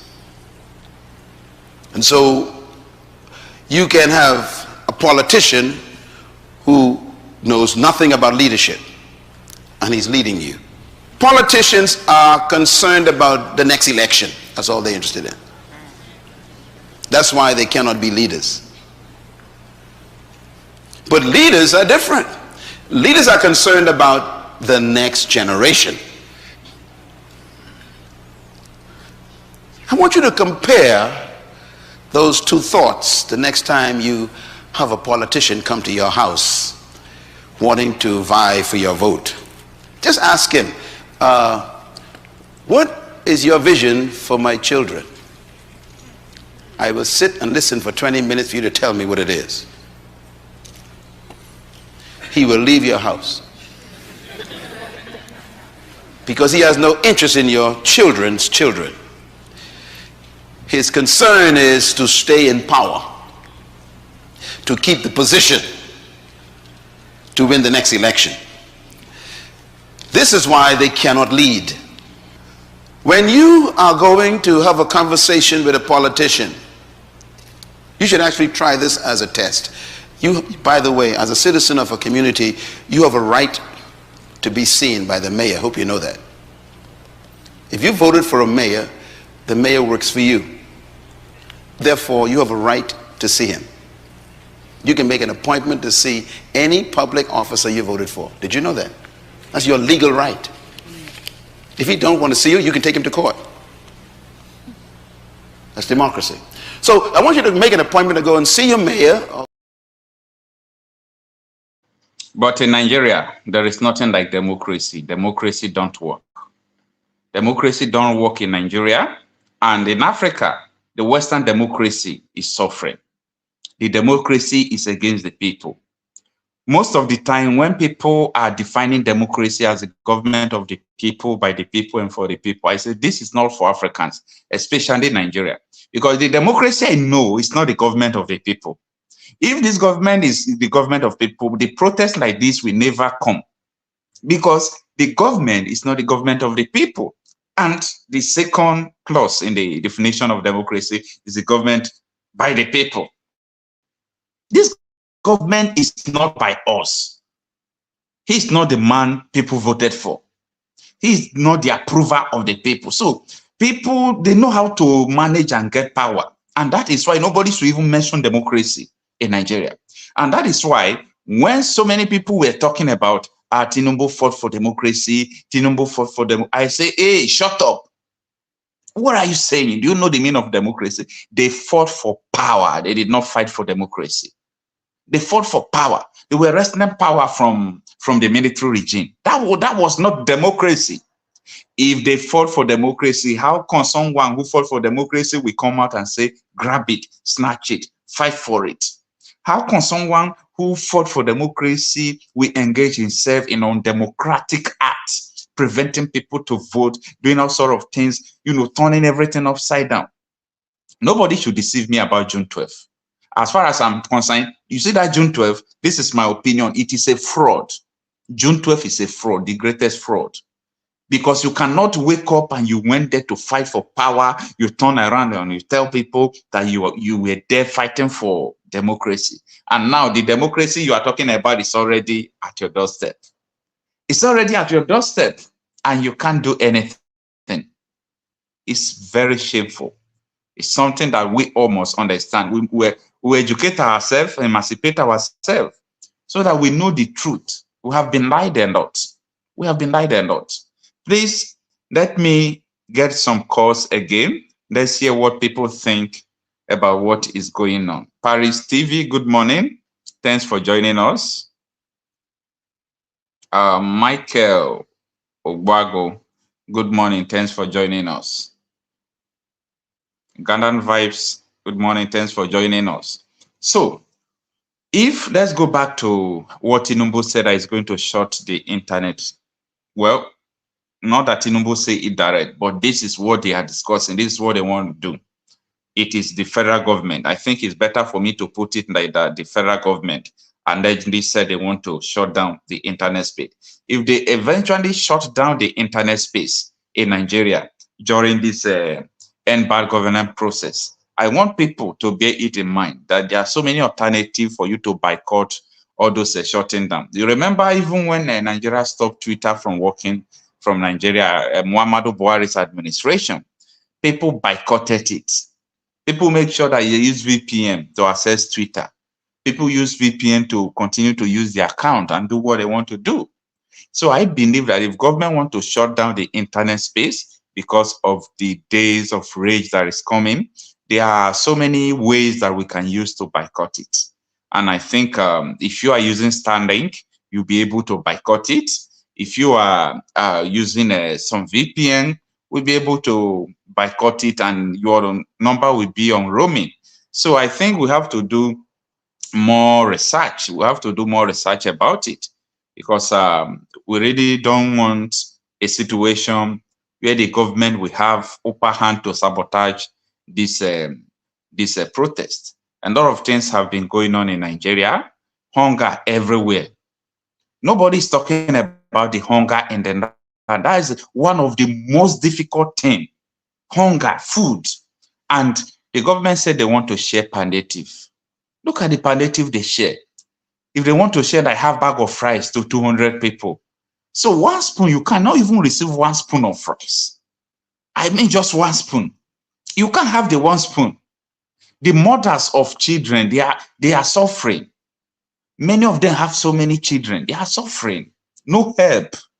The government is not helping them. People are dying and a lot of things are going on. Where are we going to go from here? Where are we going to go from here?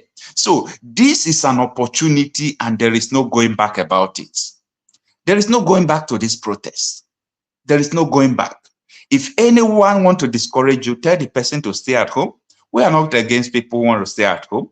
We are not against people who want to stay wherever you want to stay. It's a normal thing. Everybody must not support a cause. But I know majority are protesting. The majority of the population in Nigeria are protesting. The majority are saying enough is enough. Enough is enough. The federal government have done worst. And now the senators are moving out of Nigeria. The House of Rep member, they are moving out of Nigeria. They don't want to see what is going on because they know that people might come after them when the thing did not go well. If the thing leave the peaceful protest they planned, they might go after these politicians. So they are afraid. They are afraid of what is going to happen. But you know what? The security agencies as well, I believe they are afraid to act illegally. They are afraid not to act well because they know that everything they do, it will backfire. Everything they want to do, it will backfire. Now, as I said before, some governors like Makinde, you see that Makinde transmits power to deputy, goes on vacation. Ask me, why are they going on vacation now that protest is on ground? This is not all about House of Rep member. Today, you will hear many governors, they will do the same thing. They will give power to their deputy, they will leave the country. Why now? Vacation, why now? They are running away from Nigeria because these people know what is coming. They know what is coming more than us. They know what is coming more than the people. About 2 weeks ago, the senators, they came back from recess, right?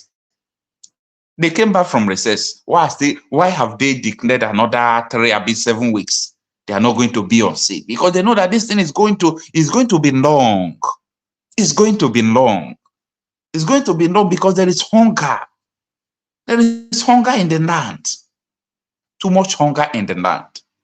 You know, if you are on the internet like this, you will see and feel what is going on. When people call you and express themselves, they will tell you that they have not eaten since morning. You will think that they are joking.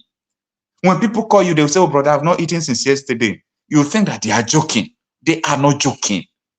Things are going wrong in this country. Things are absolutely going wrong, and we must find a possible solution to it. Once and for all, there's no two ways about it. We must find possible solution to it. So people should go and do research. People should go and do everything that they could, so that if the government shut down the internet, you will not be, caught unprepared. Anything you did not prepare, they said the fight they prepared down, don't kill, cripple people. There is a way they used to put that adage, that ara karakade or something like that. So when you know that there is something that is coming, you prepare down for it. Don't wait until it happens. Oh, internet have been shut down. You can't even make or you can't do anything. They will stop everything. These people, they have the mind to do that. And if they say they want to do that, they want to do that. They want to do that. So that is what we must prepare for. If we can prepare for that, believe me, there is nothing that will stop us, because we have prepared that this thing will be peaceful. We occupy the street. Thy kingdom come until these people respond to what we are saying. So let's have another caller. Good morning, sir. Yeah, morning, Okocha. You all right? Yeah, thanks for joining us. Your name and where you are calling from? Well, I'm Daniel. I'm calling from London. Oh, thanks for joining us. I believe you have been with us and be hearing what we have been discussing. To be honest, I just came in from work not quite long. All right, for some minutes now, we have been talking about the situation and the tension in Nigeria. As you can see, their president, Bola Ahmed Tinubu, have gathered the whole traditional chiefs in Nigeria today in Aso Rock. And, something must have been going wrong. He's telling them to tell your people to calm down, tell your people to calm down. And the intelligence revealed that they have also, infiltrated the religious sect, the pastors and the imams, the clergies. They have infiltrated and telling them to calm their people down. And there is a leak secret again, that the presidency have deployed the Department of State Service to the airports from yesterday evening, because there are some persons. That's no longer news. Okay. Okocha, that's no longer news. Okay. So that's no longer news. Okay. One thing I know is that definitely the protest is going to definitely go on. It's going to take place. Yeah, for sure. Yeah, it's going to take place. You see, this is Tinubu's strategy. This is his way of life. Remember last week I told you that everything, and I'm very serious when I'm saying this, everything about Tinubu is questionable. Yeah. His background, his name, his upbringing, his age, how he made his money, everything about him is questionable. And that is why you see he doesn't believe in anything legitimate. He doesn't know. You know why Buhari was there and his cabinet. Nigerians were lamenting, complaining, not knowing that. And this is one thing, this is a common saying about, this is a common saying of Sowore. Sowore will say, when the government leaves Nigeria, the next one coming is going to be worse than the one that people are actually complaining about. Tinubu is someone, and everybody that can hear me now knows that we're not making it. It's not as if maybe people hate him. He has been able to pocket the whole of Lagos State. When Tinubu assumed office as Lagos State governor, introduced toll gates. As a citizen, as a Nigerian citizen, and you reside in Lagos, you have to pay toll fare to go to somewhere like Lekki. And if you're exiting Lagos State to Ogun State, you have to pay toll fare. Do you know how much you realize? Daily, it's 11 million daily. 11 to 15 million daily. And he has an auditing firm that audits Lagos State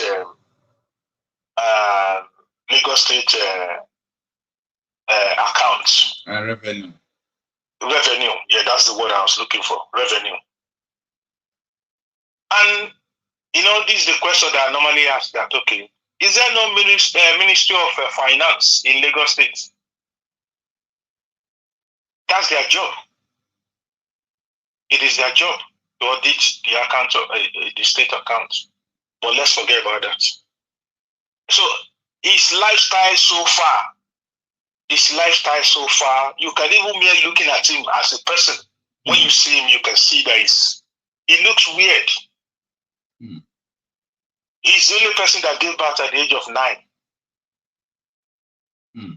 Unheard of. I've never had it. I'm 40 plus now. I've never had it. Because his firstborn now is going to be 63. And he's claiming to be 71 now. No, he's not. He's not. Let's even. That's why I said everything about him is questionable. So he doesn't believe in anything legit. That's his policy, to dish out money to buy people over. Before now, people have been complaining about our judiciary. When Tinubu came, as it, you can see he was able to buy INEC, he bought the security institution, he bought judiciary, bought every one of them. Because he knew Tinubu, because what happened, they didn't see it coming. They didn't know that Peter Obi was going to get that, was going to get that such votes and such popularity. He was so confident that at least he's going to win last night in Lagos, but he was shocked. Do you know how much he spent on that edition? He was spending $, not even in naira, $. And this is why you see an average Nigerian politician, they weaponize poverty.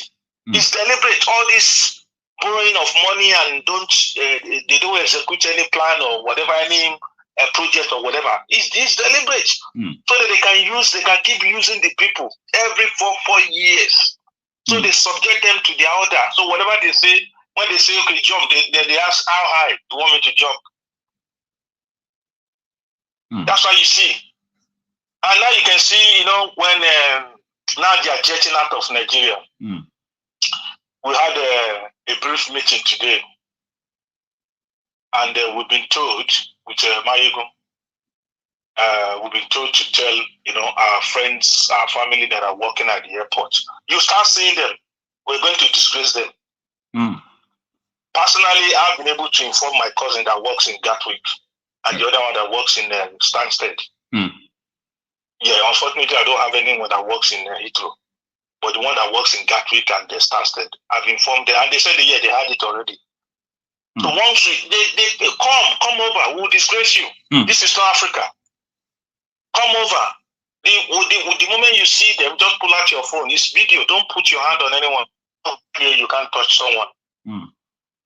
Yeah, you have to maintain your own space while they maintain their space. You can't put your hand on anyone. Once you see them, you are allowed to use your phone. This is not Nigeria, where you say, why are you recording me? You're in a public space, so I'm allowed to use my phone.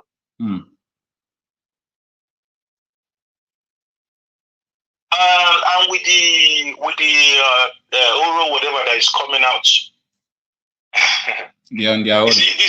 this is how far Tinubu has been able to buy. Even now, he has gone as far as buying over the traditional institution. You understand? He's been able to buy them over.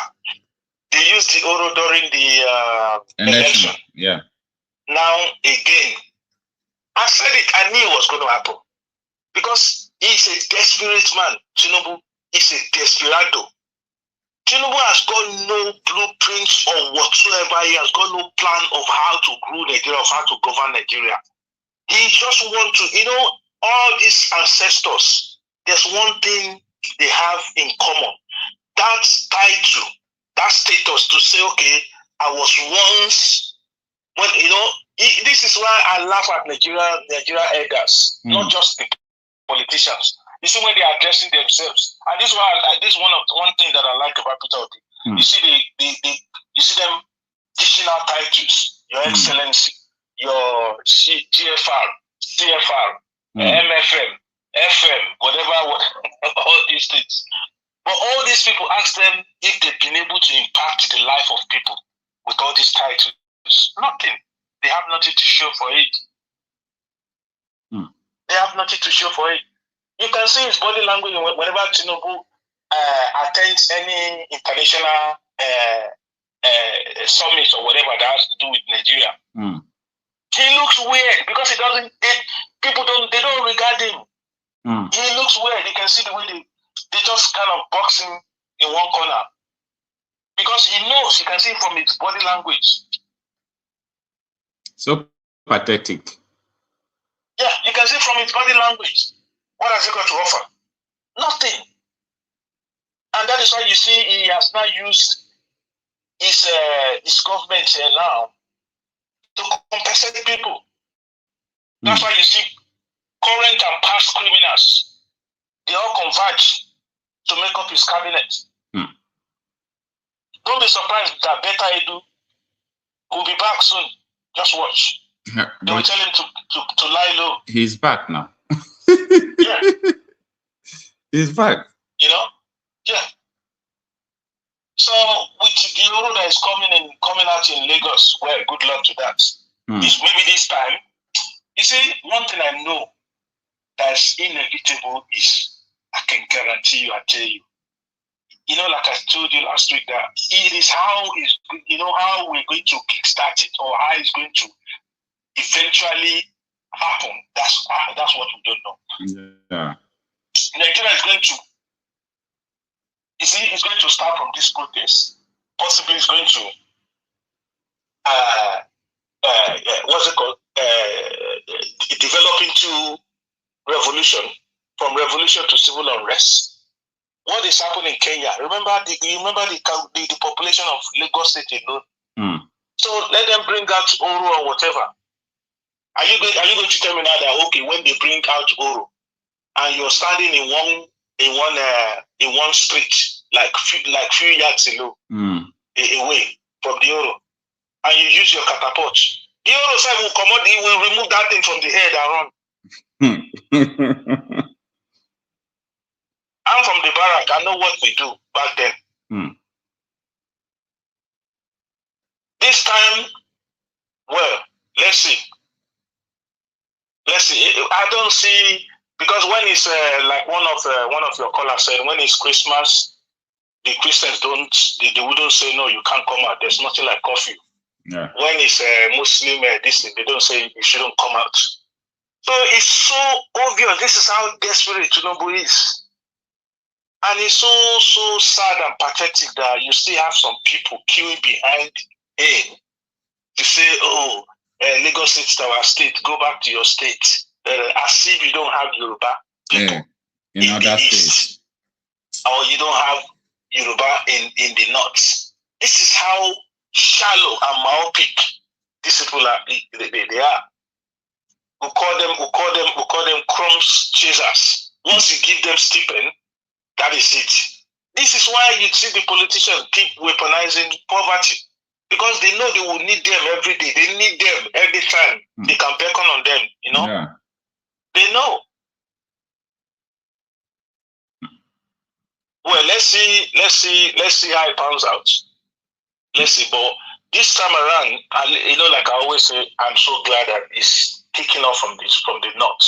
Yeah. Yeah. It's kicking off from the north. Yeah. And the good thing is this, Okocha. Now he's been able to dish out even Oba Benin. Yeah. Oba. I'm so disappointed. I'm so disappointed. I'm so disappointed, honestly. Oba of Benin. I'm so disappointed. Now, if the protest gets out of hand, so what will become of these traditional rulers? How will people see them? We're not even going to respect them anymore. They are not even talking about their people that are suffering. They don't mind. They don't care. Because I heard he gave them 16 million, and the Obas, he gave them 15 million. How much is 16 million when your people are suffering, when your people are going through abject poverty? How much is 16 million? This is why you see why an average Westerners will never respect us. Why people don't respect us, because we are animals. It's not like we behave like animals. We are animals the way we think. So you know that you can actually apply this your demonic method because you know that you're going to use the others to talk to the masses. You've tried everything. You've tried the clerics. You've tried the pastors. Now it's the others. And if Tinubu forgot that the larger concentration of Nigerian population is made of the youth, people between the age of 18, to the age of 25. You don't know. Most of them are Gen Zs. They are not in our own. It's not our own generation that you tell us to sit. They will sit. All right, sir. Just summarize your talk so that we have another corner. Well, all I'm just going to say, I'm just going to urge people and appeal to people that whoever that is willing to come out, please come out peacefully. Be at alert. Write your, be at alert. If you're going out, make sure you have a partner, maybe like your cousin, your brother, or your sister, whoever, or your friend with you, just in case. Because one thing I know is that these people they are definitely going to infiltrate the protest. I guarantee you. We are prepared for that. Yeah. So whoever that is coming out, don't be scared. It is your constitutional right. It is your constitutional right. One thing I know is that they won't be that stupid as well to allow what happened during the NSACs to happen this time. Because listen, you know that Kenya is child's play. You know our population anyway. Kenya, yeah. You can't tell a hungry man how to be angry. You can't tell him. Yeah. Someone that is hungry already. You're telling him, oh no, calm down. You don't need to be angry. No. Thank you, Okocha. Thank you so much, my brother. Right. Thank you. Thank you.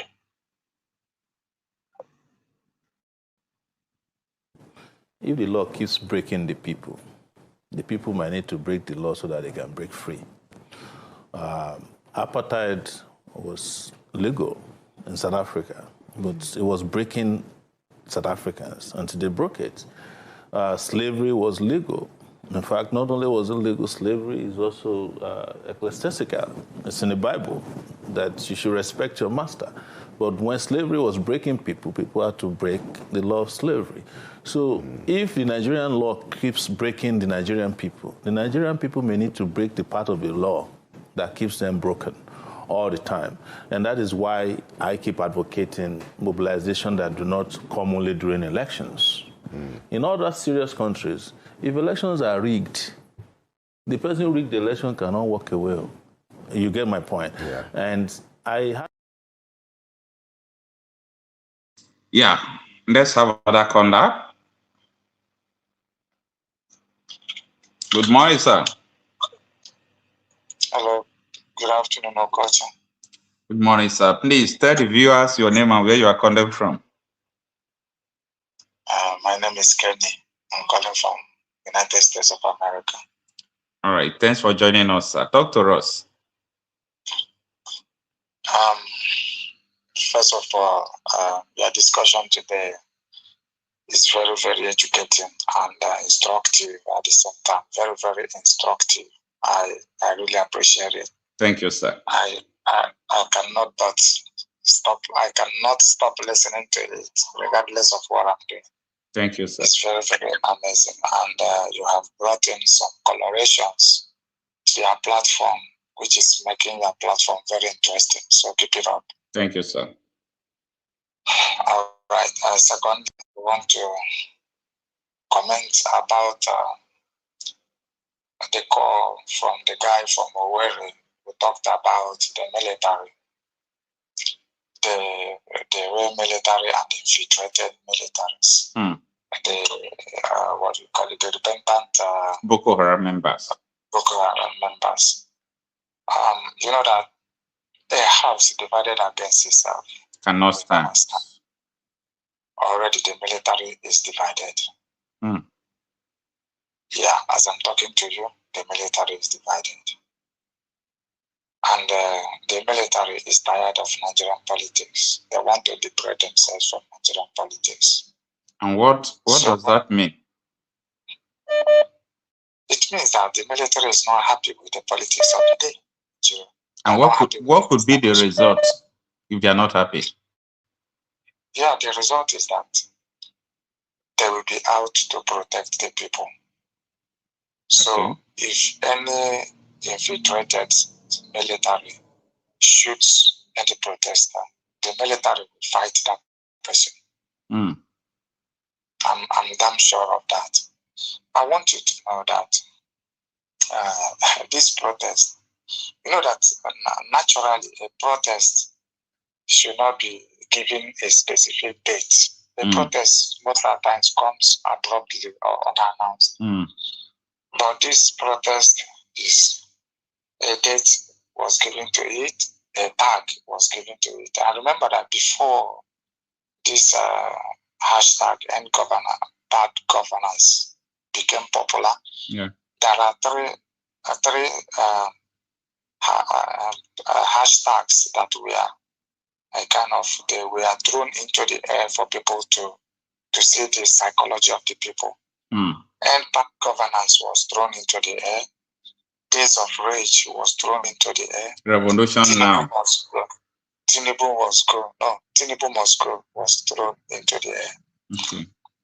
So people started reacting to both of the three of them. At last, the tripartite, two was swallowed by end bad governance.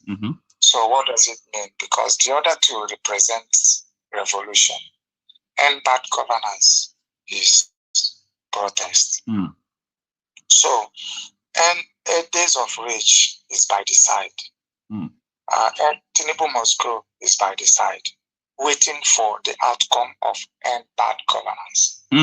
Which means if the federal government mishandles end bad governance, days of rage will surface. And if they mishandle days of rage, Tinubu must go with them coming. So anybody who is telling you that this protest is not well organized, that person is wasting his or her precious time. And sometimes when I see people talking too much about what's gonna happen, I start laughing. Why I am laughing is that people don't ask questions. They can't ask who are the brains behind this protest. Let me ask you that. Who are the people behind this? I don't want to be direct in that, because if you watch your platform, many secret service agents, they are in your platform. If you like, you can check it. You can check the Interpol. You will see what I'm telling you. Many of them, they are keeping their ears everywhere to listen to what people are saying. Even as I'm talking to you now, about 12 senators have left Nigeria. About 12 senators. I think about 6 of them is in UK. Then the other ones now are on the air to land. So everything is well tabulated and well calculated, and the government knows. They know because they have intelligence on the ground. So what I'm trying to tell you is this. There are people who are behind. They are tired of the status quo. Have you asked yourself, why is Abu Salam Abubakar not talking? Why is IPP not talking? Why is Buhari not talking? I know that Buhari committed a crime, but they are not talking, but the North is carrying this. Why is, okay, you had the comment of, in fact, this government has really shot themselves on the feet. They cause trouble in every part of Nigeria. Kanu is in turbulent. River State is in turbulent. Edo State is in turbulent. Everywhere is in turbulent. Any particular part of Nigeria that is trying to play good to develop the lives of their citizens, like the governor of Abia State, they will go there and cause trouble just to make sure that nothing is working in Nigeria. So the question is this how we're going to work? So everybody is tired in Nigeria. I know that some people will also say, we don't trust the North. We don't trust the North. They are power mockers.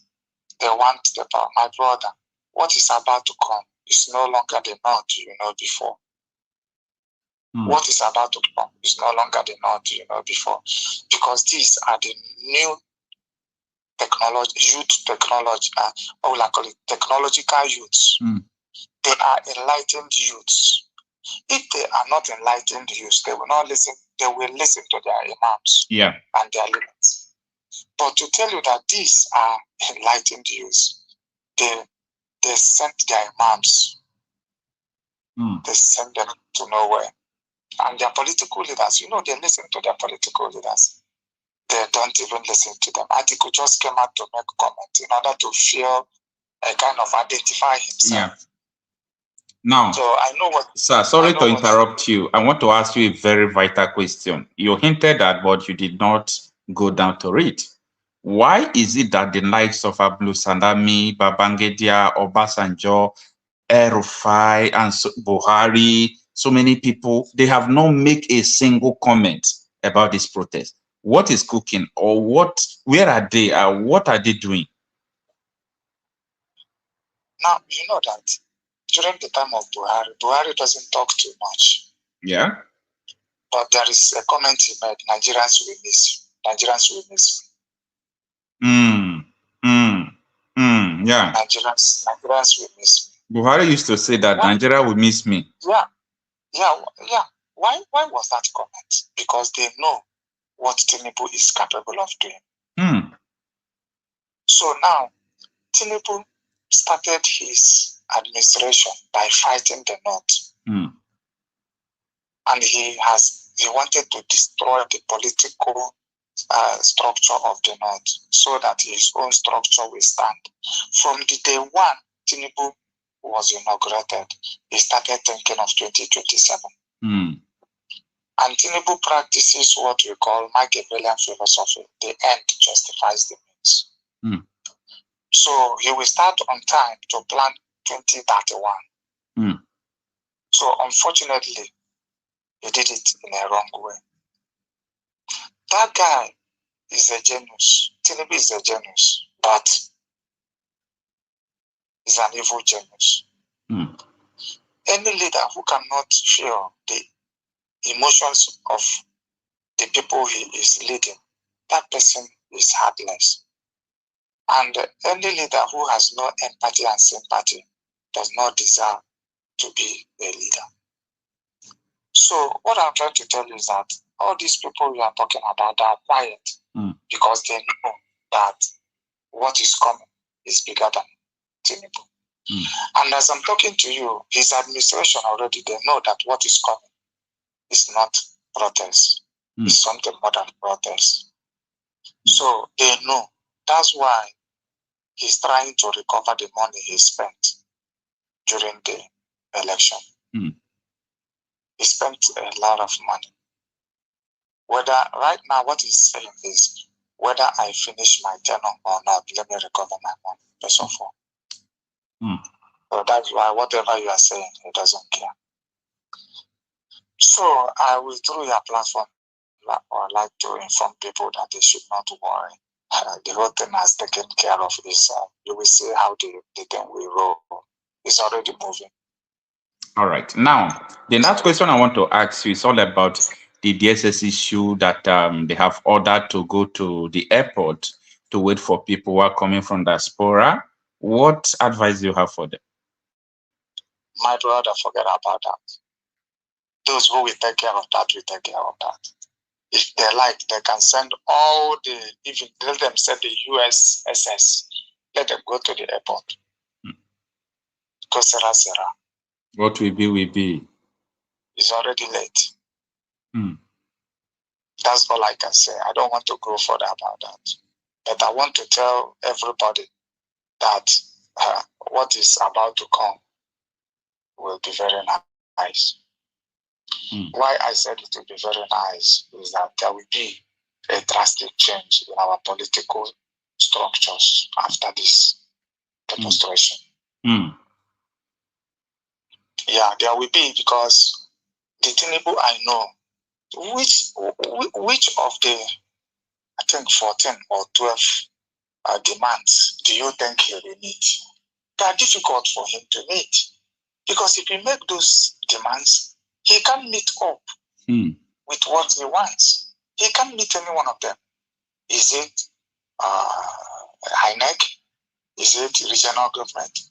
Is it, which one do you think he can do there? If there is anyone there he can do, he would have started doing something. But he doesn't even talk about it. So he can't do nothing. So the protest will go on.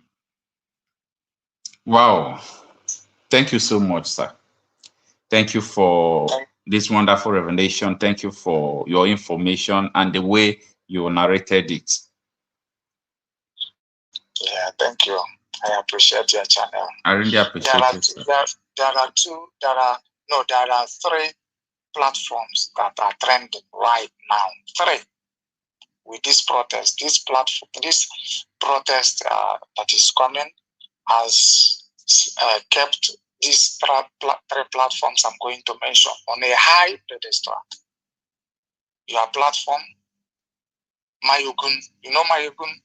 Yeah. Mayogun Diary Political, and Njenje Media. There are 3. I know one of my friends, in his computer, he puts these 3 platforms together in the same screen. He divides them.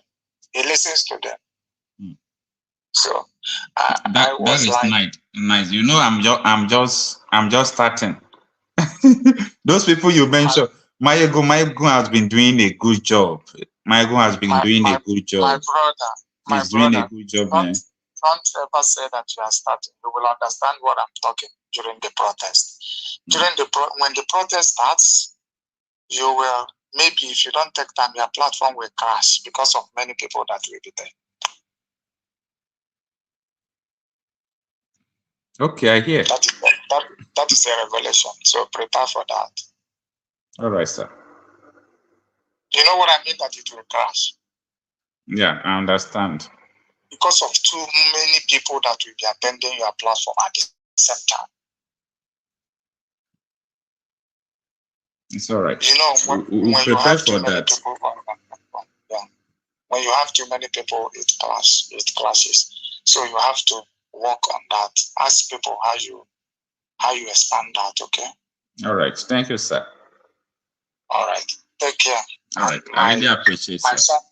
My shout out to your audience. Everybody's wonderful. Bye bye. God bless. Thank you, sir. That is a wonderful caller from America. Let's have another caller.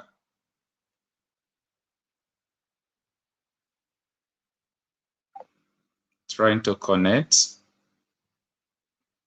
but it could not connect. Thanks, everyone. Thanks for joining us. Let's have another caller. Hello. Hello. Good evening, sir. Yeah. Good evening, sir. Thanks for joining us. Your name and where you are calling from, sir.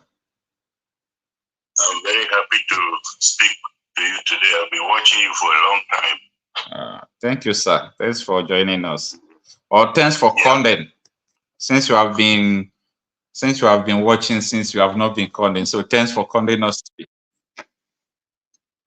It's always very difficult to get through with calls. That's the problem. Okay. That is right, because as you are talking now, calls are also coming in. Yes, my name is Marcel, and I'm calling from Germany. All right, sir. Talk to us. It's nice to see you here today. I just want to commend you on the very, very wonderful job you've been doing. Some of us do not really have the time to do these things, but we appreciate those of you who take your time out to do these things, and we do other things too on our own in another form. The point with Nigeria is that Nigeria has a very, very deep-seated problem, and I'm always happy to find a platform like this where I can discuss with people of like mind. You see, these problems that we are facing in Nigeria, you know, Nigeria would have been a very wonderful country if we had leaders who are of good purpose, who are not after their own selfish interests. And I would want to let you know one thing, maybe you don't know. You see, a people get the kind of leaders that they deserve. Why do I say so? If you look very well in Nigeria, the families are exactly the way the governments are. You may not believe me, but I know what I'm talking about. Okay, expatiate. Just explain more. If you are from a family, for example, a few families that I know who, for instance, I would compare to Nigeria, are families that have that are polygamous, who have several wives or 2 wives or something like that. Most of the time, the fathers who are not wise, instead of treating their family members, that is the children, handling them the same way, they would be very, very happy to dance to the tune of one particular wife, especially a wife who is not even useful to the family, and even her children are not useful to the family. They would dance to the tune of that wife and sabotage the family in the end, thereby shooting themselves in the foot, but they do not know.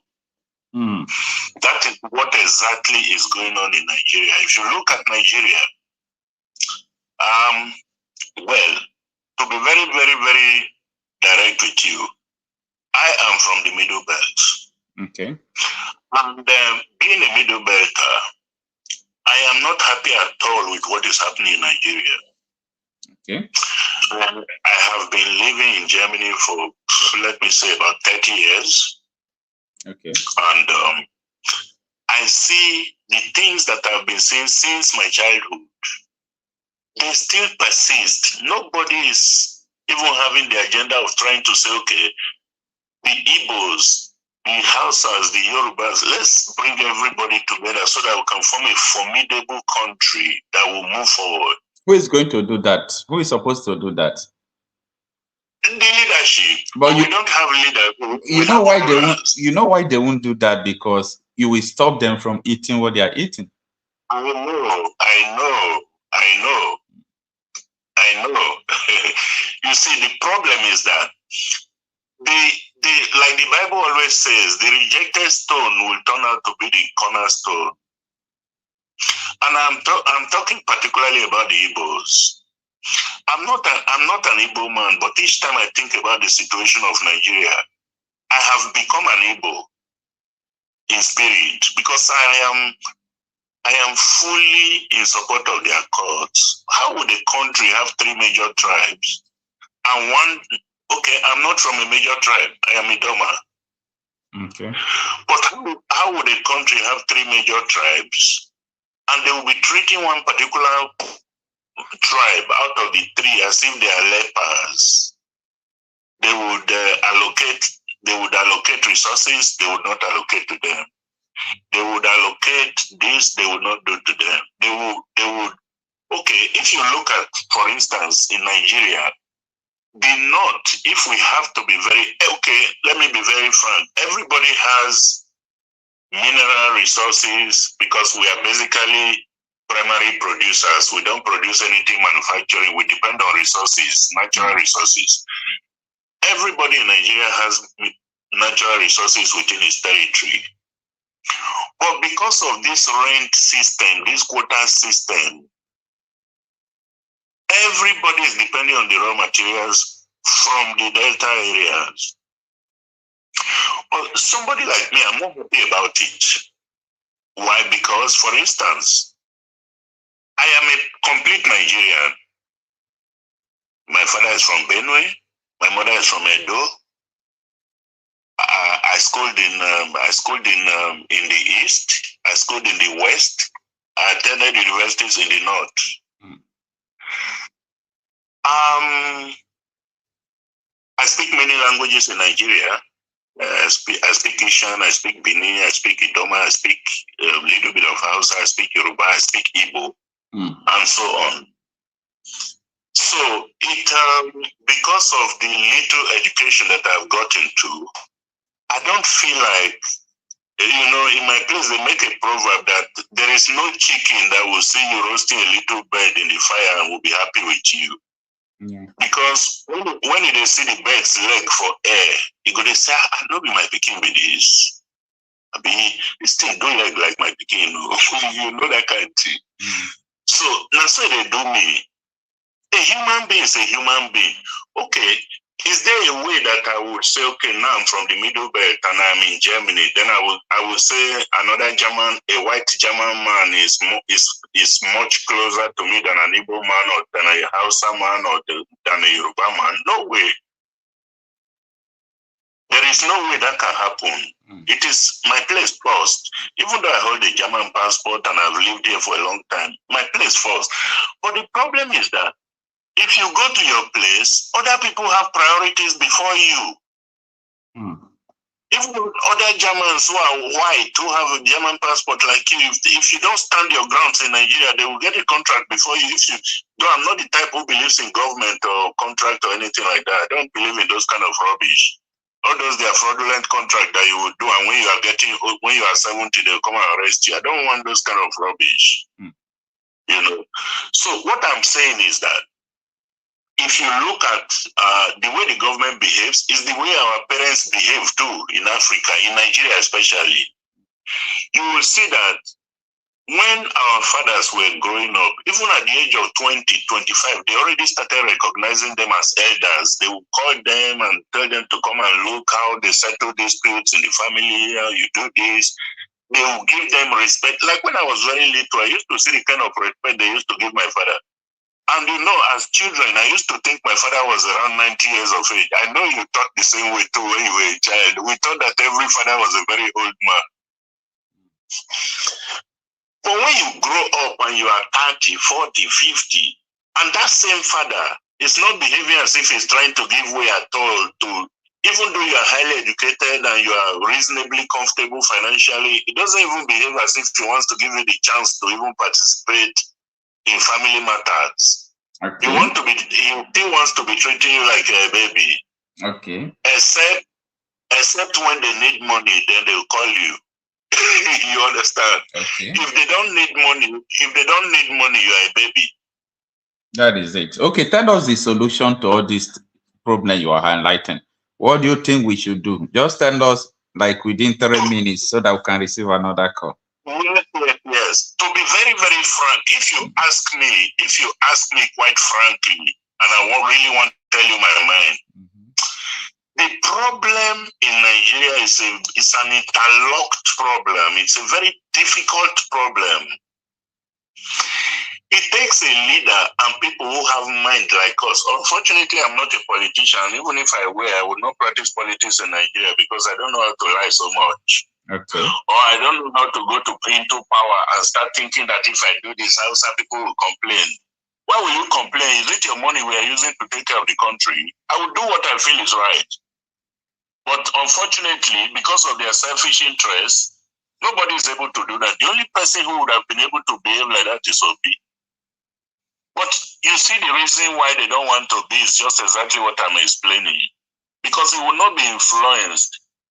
Obi is very gentle and very stubborn, just like the Bible talks about the Lion of Judah. Very gentle but very stubborn in spirit. People like us, they will never ever let us get there. I will not even want to get there. I don't want to waste my time.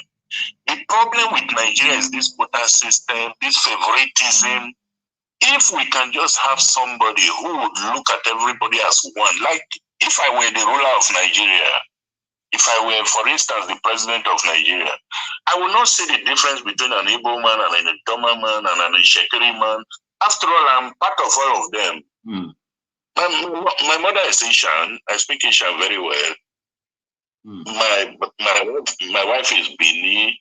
I lived in Benin. I lived everywhere in Nigeria. I know everywhere. So everybody is my person. Who will I now be pushing aside and say it's not my person? So the kind of leader we need in Nigeria is a leader who sees everybody as the same and one. And it will be difficult to get such because our society is fully corruption-ridden, very corrupt in a very special way. As I'm speaking to you, if you notice in my voice, you will notice pain. You don't rest here. When you are here every day, somebody will be asking you for urgent this, urgent that, urgent. Now we here, they even affect past people where they hold. That is right. Somebody they go farm and chook leg for something, they will call you. Somebody want to eat, they will call you. This one want to do this, they will call you. Your friend want to sleep, they will call you. I mean, it's what the government is doing there is affecting us so much.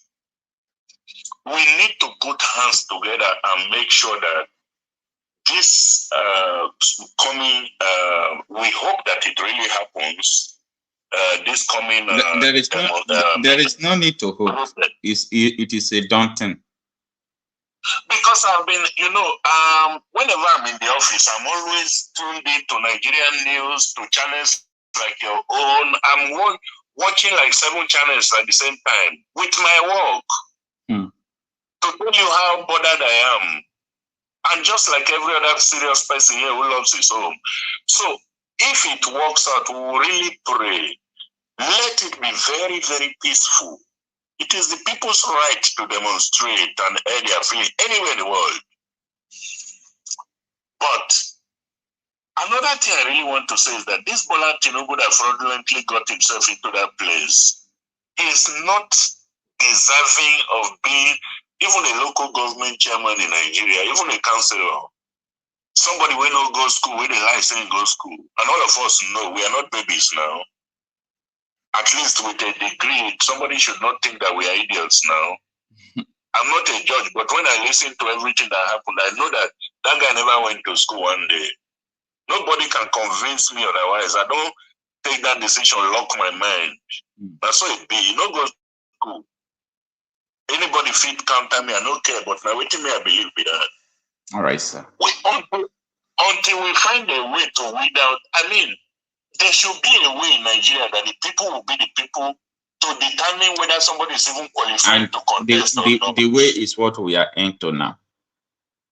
The people should be the people to decide whether somebody is even qualified to contest an elective post. I think that would be the situation. That would be the solution to all this rubbish. Yeah, that is why we must. That's why we must join hands. Both you, even though you are not presently, you can call your people. It's also a support to the cause. Call your people who are in the places they want to that they will protest. That they should go and protest, but they should be careful and so on and so forth. So we have to join hands together for this. So it's a collective effort thing. Mr. Okocha, let me honestly ask you one question. Okay. Do you believe that even in your own family, if you are 100, that there are up to 20 people you can talk to who will take what you said and replace corruption with it? Nigerians are basically corrupt, most of them. Yeah. Nigerians are like children. If you know, say one like 6 month old, 3 month old picking, if you deal with your mama right now, if another woman snatch him, he go first they cry, yeah. If they start to give him goody and sweet, you go forget your mama in 2 weeks. You don't want to practicalize it, you will see that I'm telling you the truth. That is how Nigerians are. They are only for the highest bidder. And the government, you cannot outbid a corrupt government like the Nigerian government. That's where the problem is. But that is not But that is not the problem. You know why I say it's not the problem? This thing you are saying, it works where poor people are. You understand? It works so much where poor people are. Now, there is a difference between poverty and oppression. There is a difference between poverty and hunger. There is a statement one Northerner made. He said, by this time next year, you will hold your money, but you won't see anything to buy at all. You understand the statement. So it's not because people are lazy or people don't. What is going on now is out of bad policies, wickedness, corrupt system, a nation that is not working. So even people who are, heading these protests and so on and so forth, they are not hungry. If they are hungry, they could have summoned them and bribed them like they are summoning the chiefs, the traditional rulers, and so on and so forth. I know. But they feel a lot of them are, Nigerians are people who deliberately make themselves hungry sometimes. They are greedy. When you are greedy, there is no amount of consumption that will satisfy you. Greed is different from need. Yeah, that is right. That is right. Just like the politicians want to grab all the trillions for themselves alone, that is how the people too want to be like the politicians. Do you understand my point? Yeah. It's a very irredeemable situation, very painful. That is right. When we were growing up, Nigeria was not like that. Up to when I was in the university, I attended ABU and I attended partially University of Jos. When I was in the university, I couldn't bring a shirt home that my father did not buy for me or my mother did not buy for me. They would ask me, where did I get it from? That is right. That is how we were trained in our time. But these days, a child of 16 can go to the university or even to secondary school and come back with a very big Porsche car. And everybody will be clapping for him. The situation is very, very pathetic. But I pray that we find a way finally, because the fashion of fraudulent, more and more fraudulent people coming into power, people like Tinubu, people like Wike, they are destroying the situation in the country. The people are, more children want to be like them. You can imagine what I'm trying to paint here. I understand. More people want to be like them, and it's not good for us. All right, sir. Let me give you the chance for other people to speak, my brother. I just wanted to speak to you today and commend you for all you have been doing. You have done quite a lot. I've been watching you now for how long would I say that is? Is it up to 2 years now? Oh, thank you so much, sir. Yeah, I've been watching you, like the other person who spoke before me just said. I've been watching my ego too. He's a wonderful fighter. And I've been watching some other people like Ben Jokes, those people who do mostly short news. Okay. It takes quite a sumptuous part of my time every day, but you people make me happy, at least to an extent that something is happening. I'm really grateful. Thank you so much. I'm really grateful. May God continue to be before you and be behind you. In Jesus' name. Amen. Thank you, sir. Have a nice day, sir. All right. Thank you so much, sir. People are hungry. Bye. Let them die. It's their fault. Yeah, I'm supporting Tinubu 100%. You're supporting Tinubu 100% to deal with Nigerians. People like you. So that when next election comes, I will now see whether when people bring money, you will vote for them or you will do your conscience. I want to ask about your relationship with Muhammadu Buhari. We are the best of friends now. You are still the best of friends. Of course, why not? He thought I will die. If he thought maybe I will die if I didn't get position. I'm looking healthier than him. And I have more respect than him. If anybody denies the respect I have, let's attend a public function with a public officer and me, a proletariat, a common person, and see who do people gather around and joke with and talk without me giving penny, without them knowing what I have to give. Nothing. You said that Buhari set Nigeria back 100 years. Yes. This was somebody who was your best friend. You were picked up multiple times because you were supporting him both publicly and in your personal capacity. And then, as you said, no condition is permanent, because if I remember, you switched to the PDP, joined the Atiku team, and in 2019, Buhari's SSS. I didn't. You didn't switch? No. But they picked you up? Yeah, they wanted to pick me up. They didn't pick you up? They didn't get me. It was misreported? No. Because, there was when you tweeted... There is a difference between picking me, detaining me, or having me. Okay. You must have made an attempt, but you didn't see me, or you didn't get me. So what about 2019? No, because I saw their moves and I was alerted. So I left the house, leaving all my phones. Because if I have my phones on me, and people should know that if you commit an offense, don't go with the known telephone on your body, because they will zero on you wherever you are. Yeah. So I left.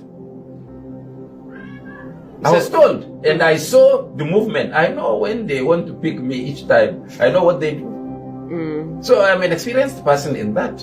You're an experienced political detainee.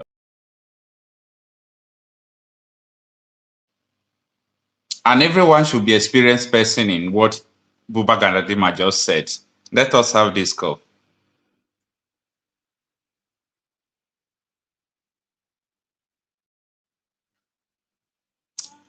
Hello. Good morning, Mr. Ma.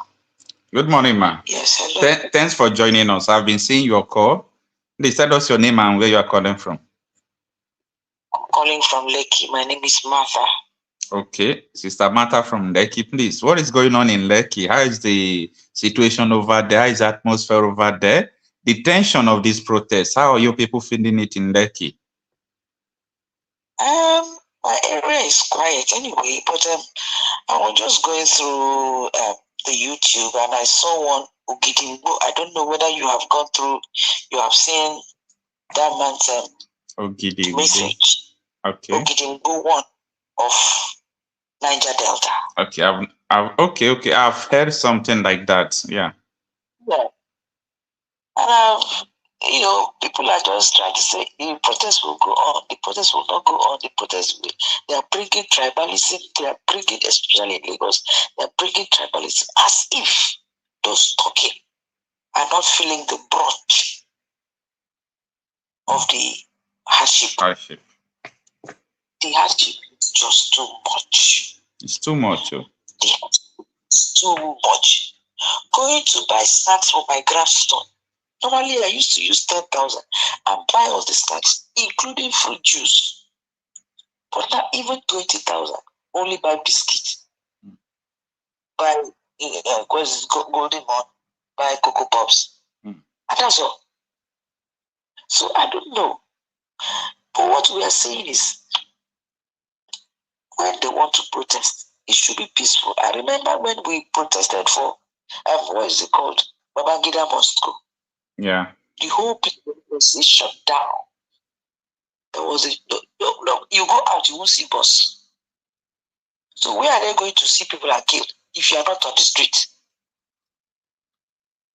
That should be a total shutdown, because if according to Sheon Kuti said, our parents, we that are fathers and mothers, we have betrayed the youth. Because even as when the youth are crying for protest, their parents will still be going to work, the civil servants. Because if they stay back at home and they are not making money for the government will not feel the impact. The protest must go on because we are hungry. Now, me, I'm eating once in a day just to make sure that my children eat. Serious? Yes. There's no money. There's no money. I'm telling you. If I should, I will wait till probably 12, 1, 2. I'll eat heavy. Then I won't eat again. But these children don't know whether, these children don't know whether there is hunger in the land. All they know is that I want to eat this, I want to eat that. Normally, we used to put fuel in the generator, at least in the night like this, there is light. Now, the generator is packed up even though we don't even want to think about petrol. So the hardship is too much. And even the soldiers know that.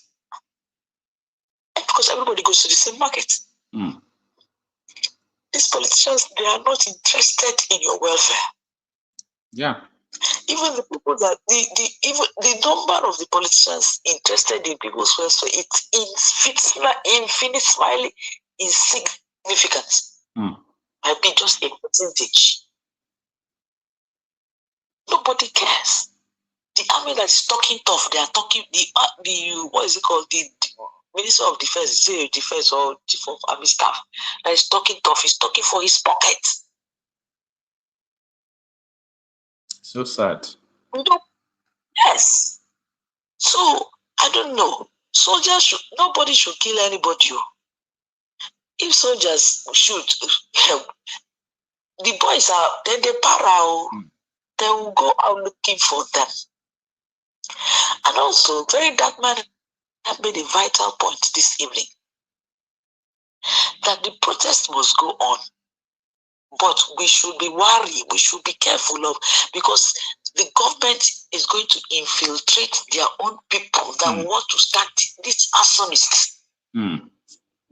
People that want to break somebody's system. If you see somebody like that, hold the person down. Let them come and carry the person. Yes. The bad thing they did was giving a date, a time frame. It enables us to prepare. It also enables us to prepare well. Yes. But there are things you do on the ground. Yeah. When there are things you do on the ground, you know your people, you know how to send messages.